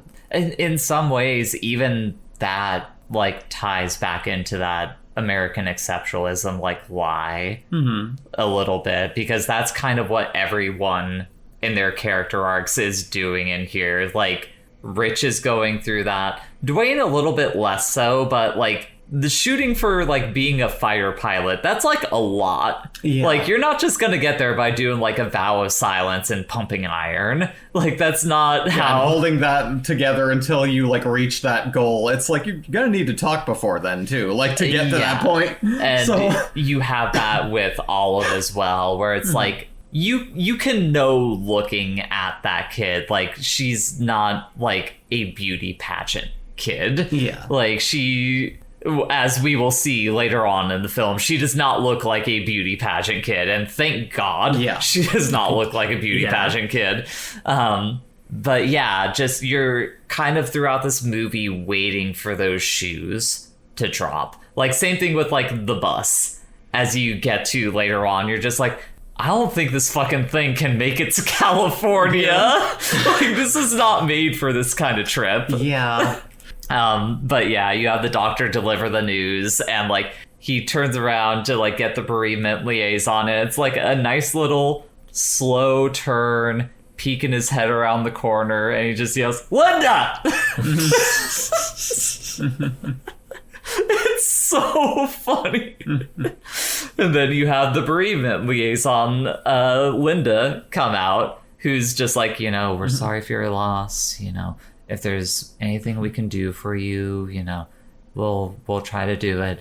Anyways, here's 20 pages of paperwork. Here's a counseling meeting you could go on these days. Like, just throwing all of this shit at the family, and they're like, we just want to go. We don't want to do this. Weren't you wanting to specifically talk about that part, Evie? Yeah, and she clearly like she's doing her job. Yeah, she's doing her job. She's got her like script that she kind of goes through, and like as soon as they're like, we have somewhere we have to be. Like, is there any way we could just like? She's like, no. She has the moment of like the person who's in like the forward facing sort of like position where it's like, okay, this is not going the way it usually does, and so it's just like the bureaucratic wall goes up. Yeah, the wall goes up, and she's like, I'm not dealing with your bullshit today. Yeah, sir, you are not the only person who lost someone today. Yeah. And so like I feel like even she, as someone who is like as someone who like presents an obstacle to like our characters here, I think she's like handled in a very like, it's a very human way. Yeah. Like, she's not a bitch. She is someone who has been overworked as trying to be like, as like, you know. That's a shitty job. That's a shitty job. That's a job that fucking sucks. Yes, it does. To just be like, well, you lost a family member. here's a bunch of fucking paperwork. There's a bunch of paperwork. paperwork that you have to do. Yeah. It's Being like, as kind as she can in that position, but it's just like, you feel for her, because it's like, no, we can't just, like, hold on to him here for a while. What do you mean? Like, you need to process this. Anyways, the family shoves the dead body out the window and into the back of their VW They bus. specifically sneak it out, like just Yes. pull it through, not a 2-story window, but like a slightly elevated, like 1-story. Yes, you know, so they quickly do that. They have to do the smooth motion of getting him in the back of the thing, immediately closing the trunk and getting the car going. And then you get my other favorite running joke from the movie, which is Frank turning to the rest of the family and saying, "Did you know I was the number 1 Proust scholar in the US?" It's funny every time it happens. And, you know, they continue along their journey and someone cuts them off on traffic and he honks the horn. He honks it too hard and he breaks the horn, which... It's so funny. Every time the horn breaks, it makes me laugh because they get pulled over by the cops because they're honking their horn constantly. Like, you're not allowed to do that. Yeah. What's great about the horn sound is it's not like a consistent thing. It's like fluctuating. It's just this shitty little Yeah, the whine that's aerosol in that is constantly- going like... It's that in combination with specifically the wide shot when they get pulled over. The whole process of like Dean Norris getting off of his like motorcycle and walking up to like the driver's seat of the bus is so slow that you just fucking linger with that horn the whole time fluctuating.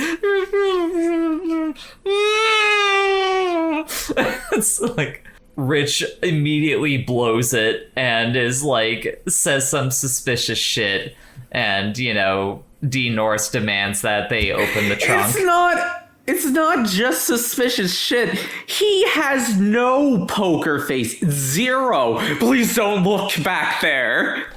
Like, he's like, just you know you gave me problems. instantly. He cracks. I mean, to be fair, his dad did just die. Yeah. But yeah, you know, you think it's gonna be a whole thing. Turns out what Dean Norris actually saw was the porn mags from earlier falling out of the trunk of the car. And you have that nice moment of him being the most scummy motherfucker that you have ever seen. Like, the way that he's talking under his breath about how much he likes the porno mags that they bought. Just like, oh yeah. Is that your wife? Hey.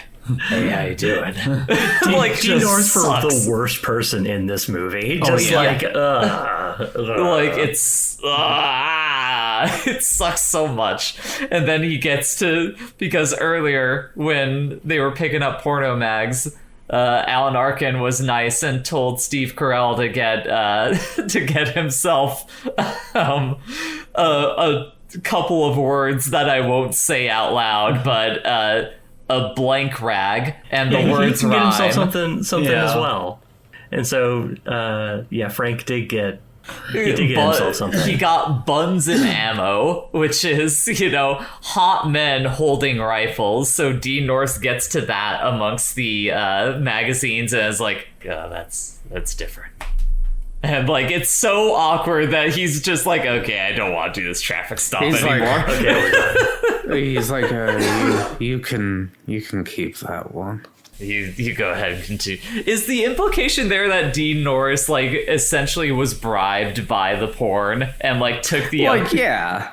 God, it's so gross. That's so fucking gross. But yeah, from there they continue along the road and One last thing about that, about the traffic stop is that it's shot like all the wide shots. There's just like a big like oil pump or just like a oil derrick in the background, and it's just like running the entire time. And it's just like, yeah, this is America. this is Phoenix, Arizona for sure. But yeah, they continue along the road, and, you know, Chekhov's vision exam got picked up while they were in the hospital earlier, but like Olive is given Dwayne an eye exam, and they get to the part where you test whether or not you're colorblind, and he's not able to see what's inside the circle. That moment where Frank like is just like, oh god. Like, he just realized that he has to be the one to deliver the news, to be like, you're not gonna be able to fly jets. Yeah, they don't let you fly jets if you're colorblind. Honestly, I kind of think that maybe Frank should have shut the fuck up. Maybe Frank could have kept that to himself. Frank was just blurted it out. He's like, oh. Yeah, he kind of like gave the game away a little bit, and then he had to follow up on it. But also, in his defense, I think he probably did not realize how visceral the reaction was going to be, especially when you consider that like once Paul Dano starts like freaking the fuck out and like kicking the doors and punching up at the roof of the car, he's like, okay, we have an emergency. We need to pull over. And Dwayne runs out of the car after they've pulled over to the side and just screams, fuck. Paul Dano officially cementing his legacy as a guy who screams really fucking good. Yeah. Like, that fuck comes from, like, the core of his soul. Yeah. In that moment. A true guttural fuck. Yeah. And, you know, Cheryl tries to like console him a little bit, but you know, he immediately turns around, as you would expect of like a teenager all hormoned up, and is just like saying cutting ass shit at each individual person in the family. He's just like, you're all fucking losers. You're going bankrupt. You were divorced. You tried to commit suicide. Like, don't fucking talk to me anymore. You're all fucking losers. It's better if I just stay here. Yeah, and just leave me here. It's so fucking rough. Yeah. Like, Dwayne, you need to get some T blockers and a skirt. You're gonna be okay. We can fix you. Yes. But, you know, no one knows what to do, and they turn to Olive and are like, I don't know, Olive, do you have anything? And she just walks down the hill slowly, like almost sliding as she goes down the hill, just like puts her arm around her brother and just like sets her head against his, and he has a moment of pause. He's just like, all right, let's go. Yeah, let's go. And like, you have that sweet moment where like they're both going up the hill, and like he can tell she's not gonna make it, so he just like lifts her up by the armpits. Yeah, and, just like lifts her up. So it's like, here. And he immediately is like apologizing, just like, I'm sorry, I didn't mean all the things that I said there. And to their credit, the adults don't linger on it, because it's also just like, it's a fucking 15-year-old yelling at you. And just like, what? Yeah. It's just like, oh yeah, I'm such a loser. Okay, man. Yeah. Yeah. Plus, also, I think there's that emotional maturity that's like, he just found out he's not going to be able to do the thing he's dreaming about. Yeah. That he has put all this time into, yeah. And from there, they finally arrive at the hotel that they've been longing to get to for this beauty pageant, except they didn't get off at the right off ramp, so they're just like speeding through like little like parking lot barricades because they can't stop. Jumping curbs, going down like a boardwalk. And one of my second favorite part of that scene is Olive just be like, you can't do that. Yeah. Like, what are you doing?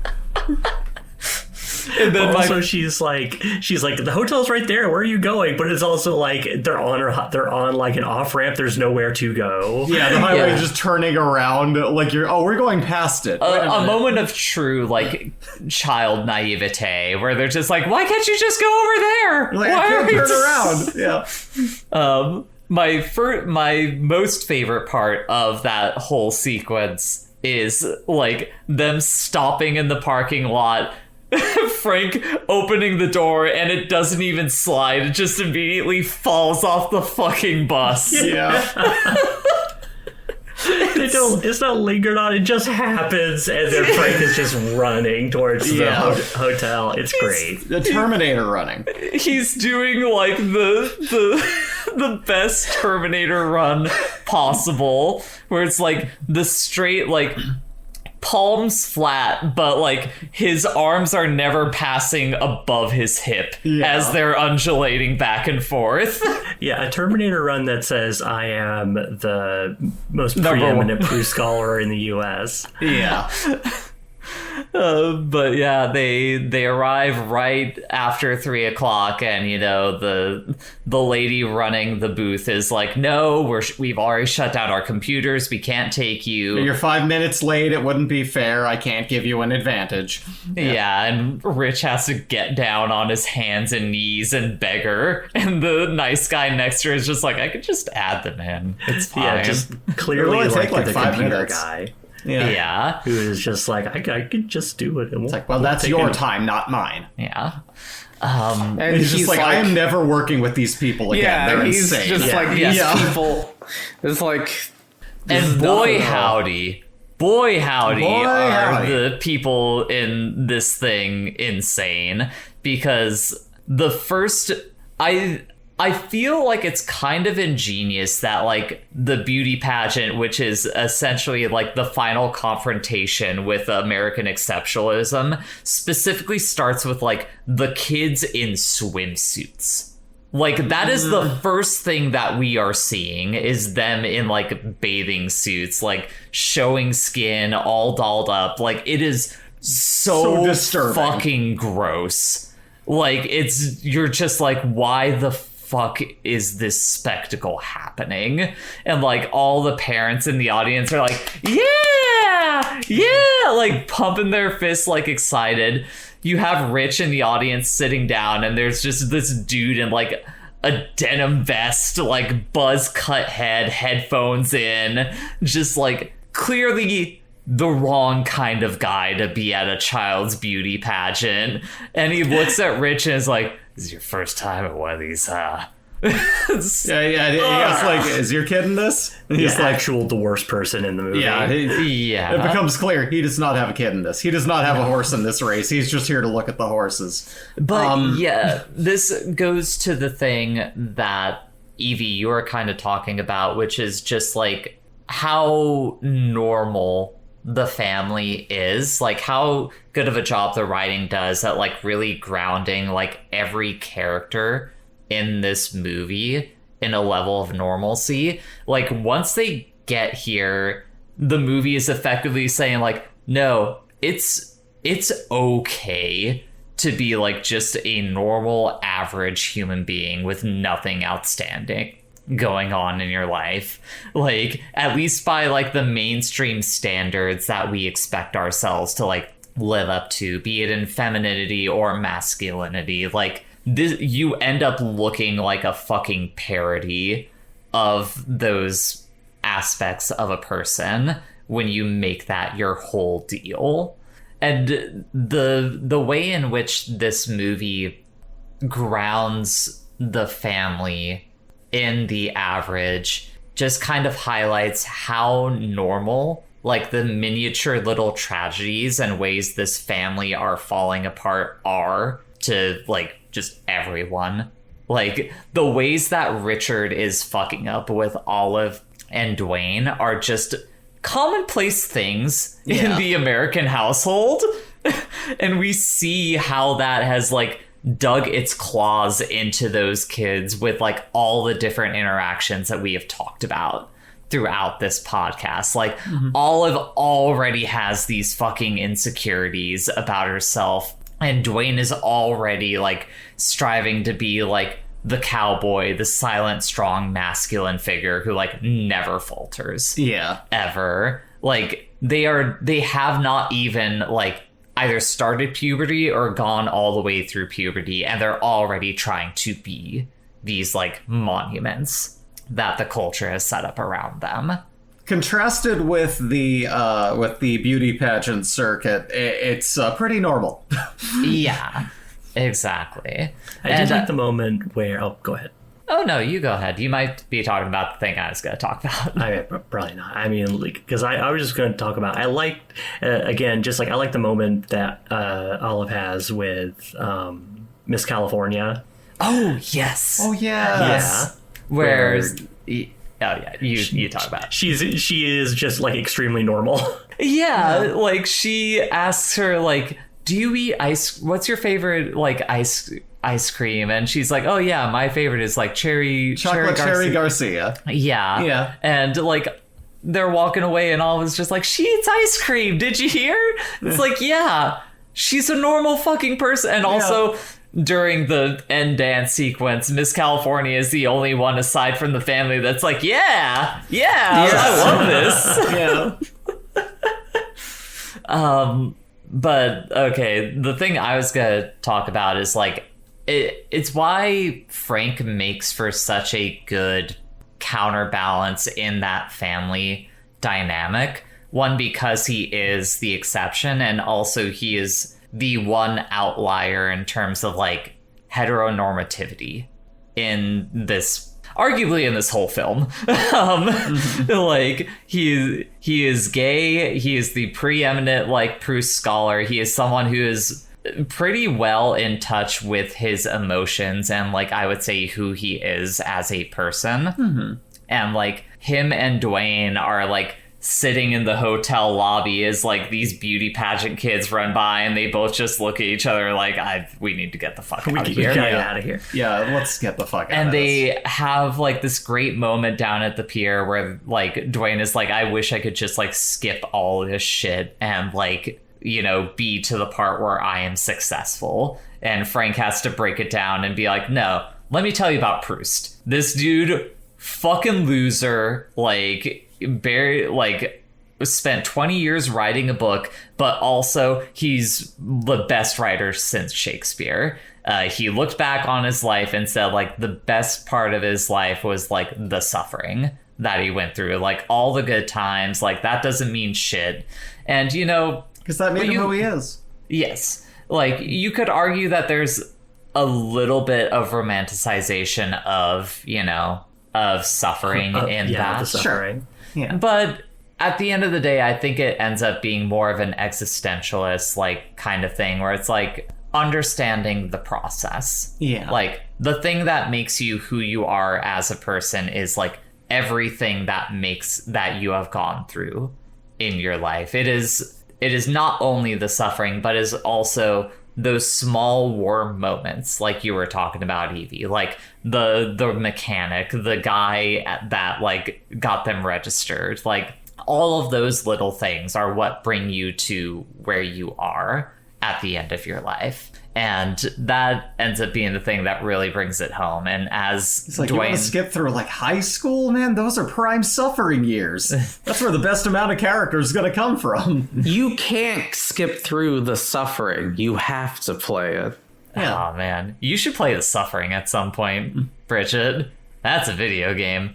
Anyways, Dwayne delivers the best line of the movie in saying, do what you love and fuck the rest, which is like, yes, that is how you need to approach life to get like any joy out of it. Is like you have to do the things that you love, and that is what you make of life. Yeah. But yeah, they finally decide like, okay, we should go back inside. We don't want to go back, but we should go back to support. Yeah. And this whole time, you know, you're still getting like occasional glimpses into the spectacle happening there. You have like the girls like dancing, singing. One of them is doing a whole yodeling thing. You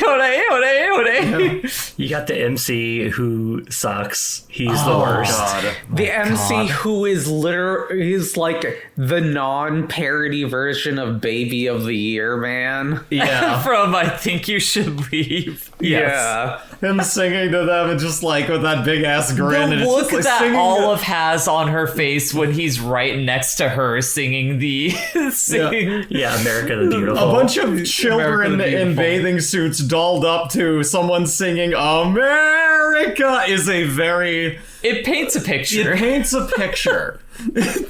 And she's just the one girl there going like, why are you in my face? What are you, get away from me? This is weird. Not right. Yeah, the veneer is starting to peel for her too, where it's like, what is this? Well, you can also see how much of like a veneer a performance it is for even the other kids in it, because Evie, you pointed out while we were watching it together, but like when they're all doing, first of all, when they're doing the swimsuit part, it's playing like catwalking. Like, oh God, yeah, Madonna. Disgusting. But you have like the pivot turn from one of the girls and you see the moment that she turns and the look on her face, and it's kind of, how would we describe the emotion? Yeah, confusion, disgust. Yeah, if you've never seen a beauty pageant, never been to one, well, good. Continue to do that. Yes. But just like all of these girls, except for Olive, which kind of underlines how much she is not of the mold. All of these girls have just like a perfectly like calibrated like rictus grin on their faces, just like bordering on disturbing. Yeah. Like it's absolutely psychotic. Yeah, it's very David Lynch. Yeah, and so there's a moment where like, you know, one of the kids who's doing her routine, like she walks up, you know, she walks up to the edge of the stage. She's facing the audience, then she turns around to face back to the camera, and like we see that her like grin is like fallen for a moment, and so she just like takes that like one moment to kind of like rest her face, and then like as soon as she like kind of reappears to the audience, like it's back up, where it's just this one little moment of just like, even these kids are just like all right, and then like it's back to the performance.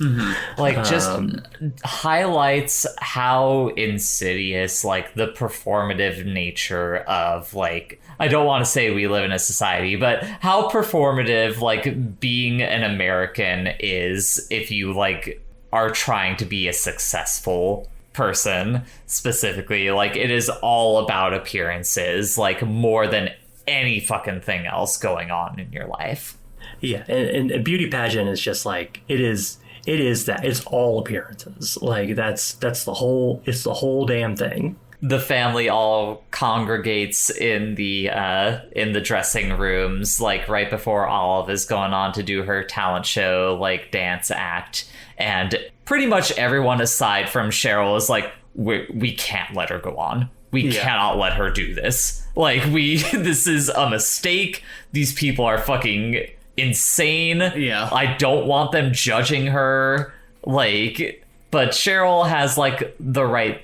Like, despite Dwayne saying, like, you know, do what you love and fuck the rest, he has still not realized that, like, no, this is what Olive loves. Like, she is all about their performance.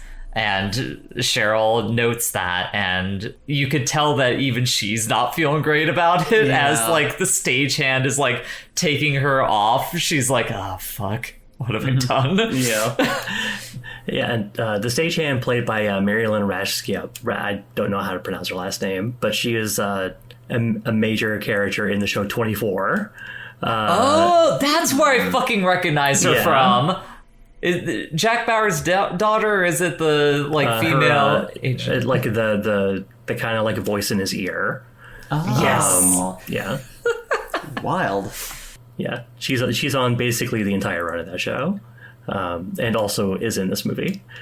But yeah, so I relate to Kirby and stagehand Pam. So when I was in college, I was the scorekeeper for multiple successive years for a junior beauty pageant that that was held there. Oh wow. My dad was running buddies with the lady who facilitated it, and after he had done it, but she still needed a scorekeeper after he had left because he worked there. And my dad was like, "Hey, How about my kit? I got just the person for you. Yep. And so I showed up there with my work shirt and my chinos and my laptop and an Excel spreadsheet. And I kept the scores multiple years running for this pageant. And so like it was luckily I never had to be backstage, thank God. So like I never had to actually like engage with the kids and parents one-on-one. It was too close. Yeah. You got too close. So, yeah. It brought back memories. It sounds like hell. It was pretty funny. But yes, Olive finally gets on stage and we finally figure out what her big dance routine is, which is Grandpa essentially taught her a striptease for Super Freak by Rick James, which somehow, despite the fact that it is a striptease, it is somehow more chaste than the majority of like the other contestants that it felt like we were seeing throughout like the spectacle going on. However, everyone in the audience is like outraged. We have people getting up and walking away. Someone says like, I hope you die. Yeah. Like it's fucked up. Like she's just dancing. Yeah. Come on. It's not as out there. It's not as like, it's not more out there than what the other girls were doing. Yeah. But in a way, I don't know, perhaps the song peeled back the veneer of everything that they're doing. Well, I don't know. It's a combination of the song and the dance specifically. Yeah. Like, it's that she's, like, doing the process of, like, taking off her clothes and stuff like that. That's fair. They're just like, oh, that's a striptease. That's disgusting. Yeah. And the one... She's not coming out in a swimsuit. She's, removing clothes. One could argue that in the metaphor, to do like the Zizek sniff, like she is. One would argue that in the metaphor, she is unveiling the lie behind it. She is showing that the performance in and of itself is a performance that you are doing. She is not only doing Grandpa's striptease, you see, but she is stripping the narrative. She's doing America's striptease. Yeah. She's tearing down the illusion. Anyways, those were the worst Zizek impressions. Those were. Possible. I'm sorry, but the thing that I was going to say is that wasn't supposed to be Vine Sauce Joel. No, that was not. No, Joel Vine Sauce. He sounds like this. We got the same voice. It's not. It was kind of the same voice. Well, whatever. But the one lady that was trying to keep them from entering the pageant is like the most outraged and like pulls Rich to the side and is like, you need to get her off the fucking stage. And Rich gets up there and it looks like he's gonna like guide her off. And then he's just like starts joining in the dance with her. Dancing with her. Yeah, doing like the same exact dance move where it's this weird like chicken wing flap type deal. Eventually the whole family ends up joining in. And I mean, the best dance amongst all of them is when Paul Dano gets up there and he's like looking at the like judges and doing like a hip thrust like type thing with just a look. He has a look on his face that's quite good. But yeah, it's this really fucking sweet moment with like all of them dancing up there together. Supporting Olive. Yeah, and the song ends and the tech is the one person to clap, and then the fucking sicko, the true sicko in the crowd, like jumps up and is like, yeah! Cut to them in the security office with a cop. Saying like, we're gonna let you go, but you can never participate in a beauty pageant in the state of California ever again. And Frank is like, I think we are all okay with that. Yeah. And oh god, we skipped over one of the other funny parts during that whole process, which is, Richard having to call a funeral home to get Grandpa out of the trunk. Oh, right. And then when Olive is giving like her speech on like who she's dedicating the dance to, she says it's for Grandpa. Oh, where's Grandpa now? In the trunk of our car. It's so funny. Yeah. But yeah, they bunch up the blanket that Grandpa's body was wrapped in, and they're like, he would have been proud of you. And they push off the van. Proud. They push off the bus as the soundtrack swells. And, they drive through the barricade again as the judge is like, oh my word! Yeah. And we see them driving off into the sunset. The horn's still going. Oh, yeah. And that ends Little Miss Sunshine. My final thoughts on this movie is much like Good Will Hunting is a comfort film for me. This is another one that's like anytime I've had like a particularly bad day, this is a movie that I can throw on and it just kind of melts away from me. Yeah. And like I feel good about my life again. Sure. And that's kind of I've said the majority of the things I want to say about this movie, so that is my final thought. Evie, what's your final thoughts? I don't have too much to add other than like, we joked about Paul Dano's character, like, with the T blockers and whatever, but there are like the moment where he and Frank are just like hanging out, and like you see like the two like pageant contestants run by in like their weird little swimsuits, and like the discomfort is palpable, and of just being like a queer person in like this very just like extremely gendered space is just like Like I feel it in that moment. Like it's so you get rough. it. You get it, Evie. You fucking get it. Like I think there is a trans reading for Dwayne in this movie for sure. Oh, definitely. Absolutely. There's also a quick bit where they finally go into the pageant and then immediately walk out. Instantly leave. You're like, it's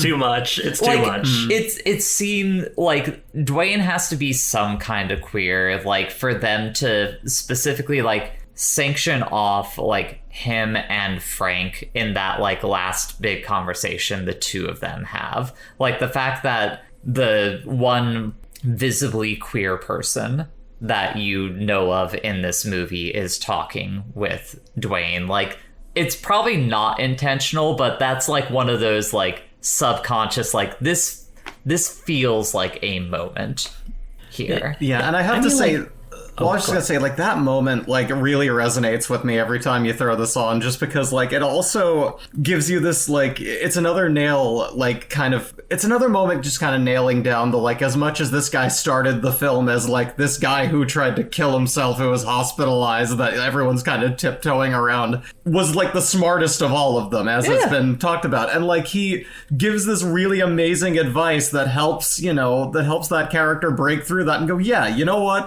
whatever I want to do, I'm gonna make it happen somehow. Like, fuck the rest, do what you love. And like that warm moment of him just like fucking saying like, you know what, I'm glad you started talking again. Yeah, you're not as stupid as you look. And they both get a chuckle out of that. That moment just fucking my heart, man. Like he's anyway, such sorry, a great character. I co-opted your final final thought there, Evie. Go ahead and continue. Yeah, and it's like intentionality is not the be all end all, obviously, but like, this is a movie that was made in 2005, right?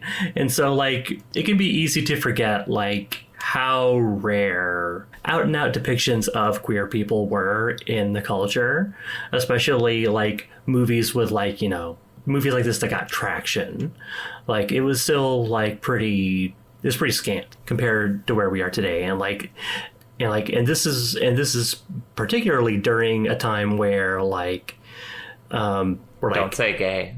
Mm-hmm. Yeah, don't say gay. Gay marriage. Like gay marriage was like the like culture war thing. And if you have to be gay, you have to be he's a normal fucking human being. I'm gonna be bleeping that word out. Yes, but I can say it. But that's the thing. Like that this lets the gay character just be a normal human being with normal fucking problems. Yeah. That was rare then. Yeah. Like it's really important. Evie, continue. Yeah, I'm so sorry.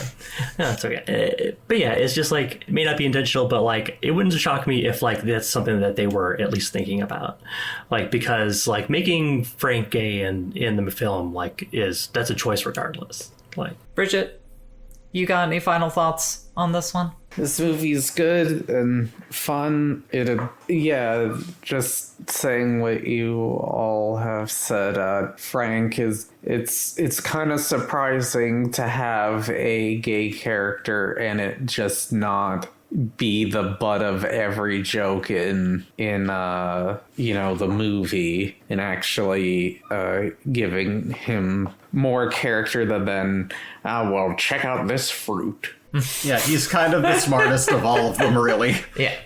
Thanks. But As his position as that character would suggest. But yeah, it's a very fun film with a lot of heart. It's got a little bit of something for everyone.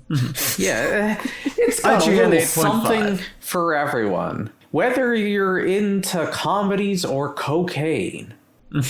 But not both. too much cocaine, because then you die. Yeah. Well, that's called being a comedian, being into both. But, Anyways, Bree, final thoughts? I mean, I basically touched on it. It's kind of like what everyone else was saying. I felt the need to drive home those little points. But yeah, like, overall, this movie is just kind of a warm hug. It's just kind of a, like, you know what, everything's gonna be all right. Yeah. And with that, I suppose everyone's probably wondering... It's your turn. What my next pick is going to be. Now, as we have discussed earlier, we do have a limited number of wild cards, you see. Yeah. And I couldn't find a lot branching off of this film. And the things that I would be picking for a wild card, you see, are actually very accessible from other films. They're not hard to get to. However, there is one that I would like to address because I am going to actually go ahead and use my wild card before it burns up. Okay. I was talking about a film actually with some people on my stream over on Easy Breezy TV. Works? How do you If we don't use both wild cards, they burn up. Well, yeah, they you're don't gonna roll over. Yeah. It's got it. Yeah, These aren't rollover minutes. No. Yeah, once we hit the I by season explicitly 2, I explained it in the first episode. so I have to use this. That first episode was a year ago. Wait, have you been avoiding your wild cards because you're just like trying to like stack them up for future instances? No. She just didn't As I was presume that saying. she would lose them. You can watch me stream on Easy Breezy TV, where I was talking to some people about a film that I was like, I wonder how that aged. And a lot of people were saying, you know what? It's still pretty good. And I was like, I want to revisit that.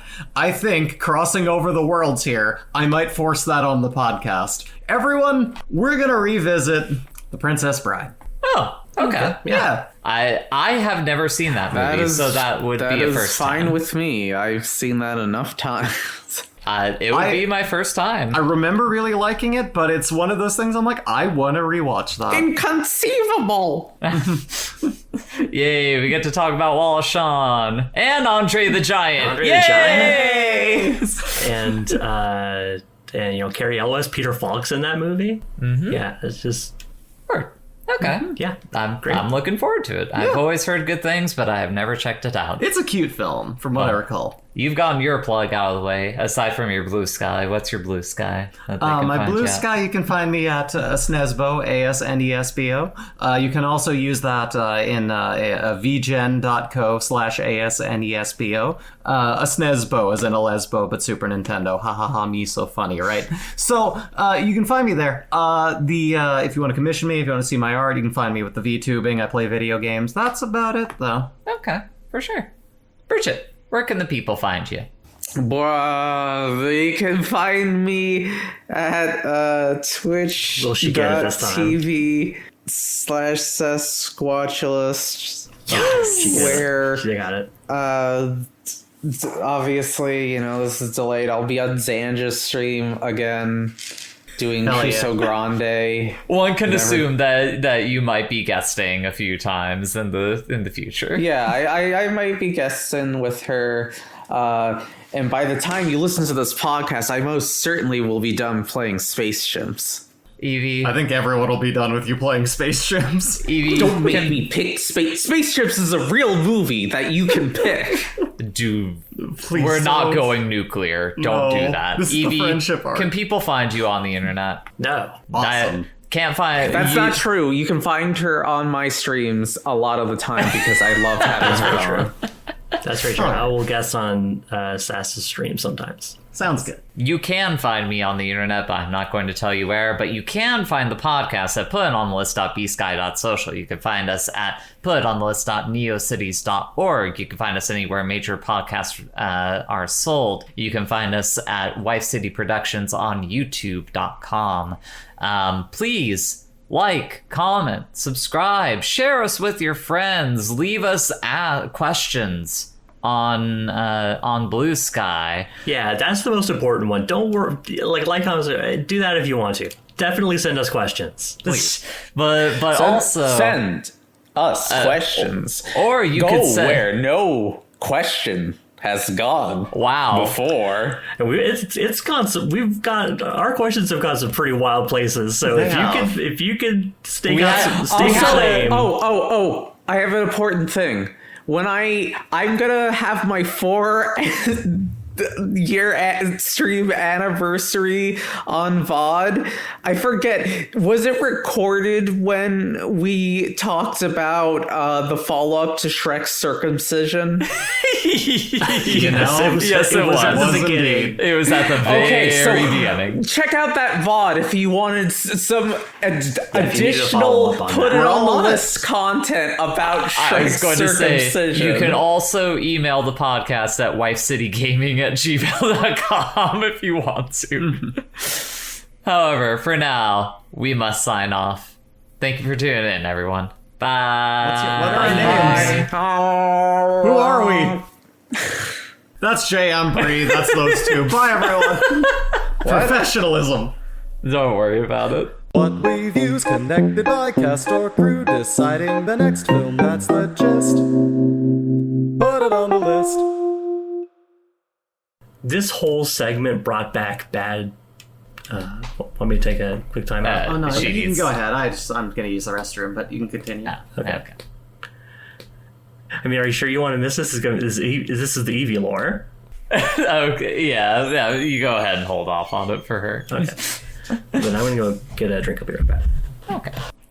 Hi, Bridget. It's just Hi. you and me. I discovered today that there's a freezing game based on the hit manhwa Freezing. Would you believe me if I told you I read that? Why? Did you like the strong lady? Probably. Like, if I had to get down to, like, a subconscious thing, it was probably that, like, this lady, this strong lady, that rules. This guy's a loser. The lady, she's strong, and that's cool. You know, Evie gets the strong sections, like the Evie minute. This we get the freezing reminder that freezing exists. And for some reason has a new video game on Steam. It has a new video game? Yeah. That's why I was... That's cracked. I thought you just, like, happened upon the knowledge. I didn't know that it was a new video game. It was released this month. That is wild. That's what I thought too. I was like, who cares? Who cares? Why? Oh man, the freezing minute. I'm sorry, Evie. You've been replaced by something infinitely worse.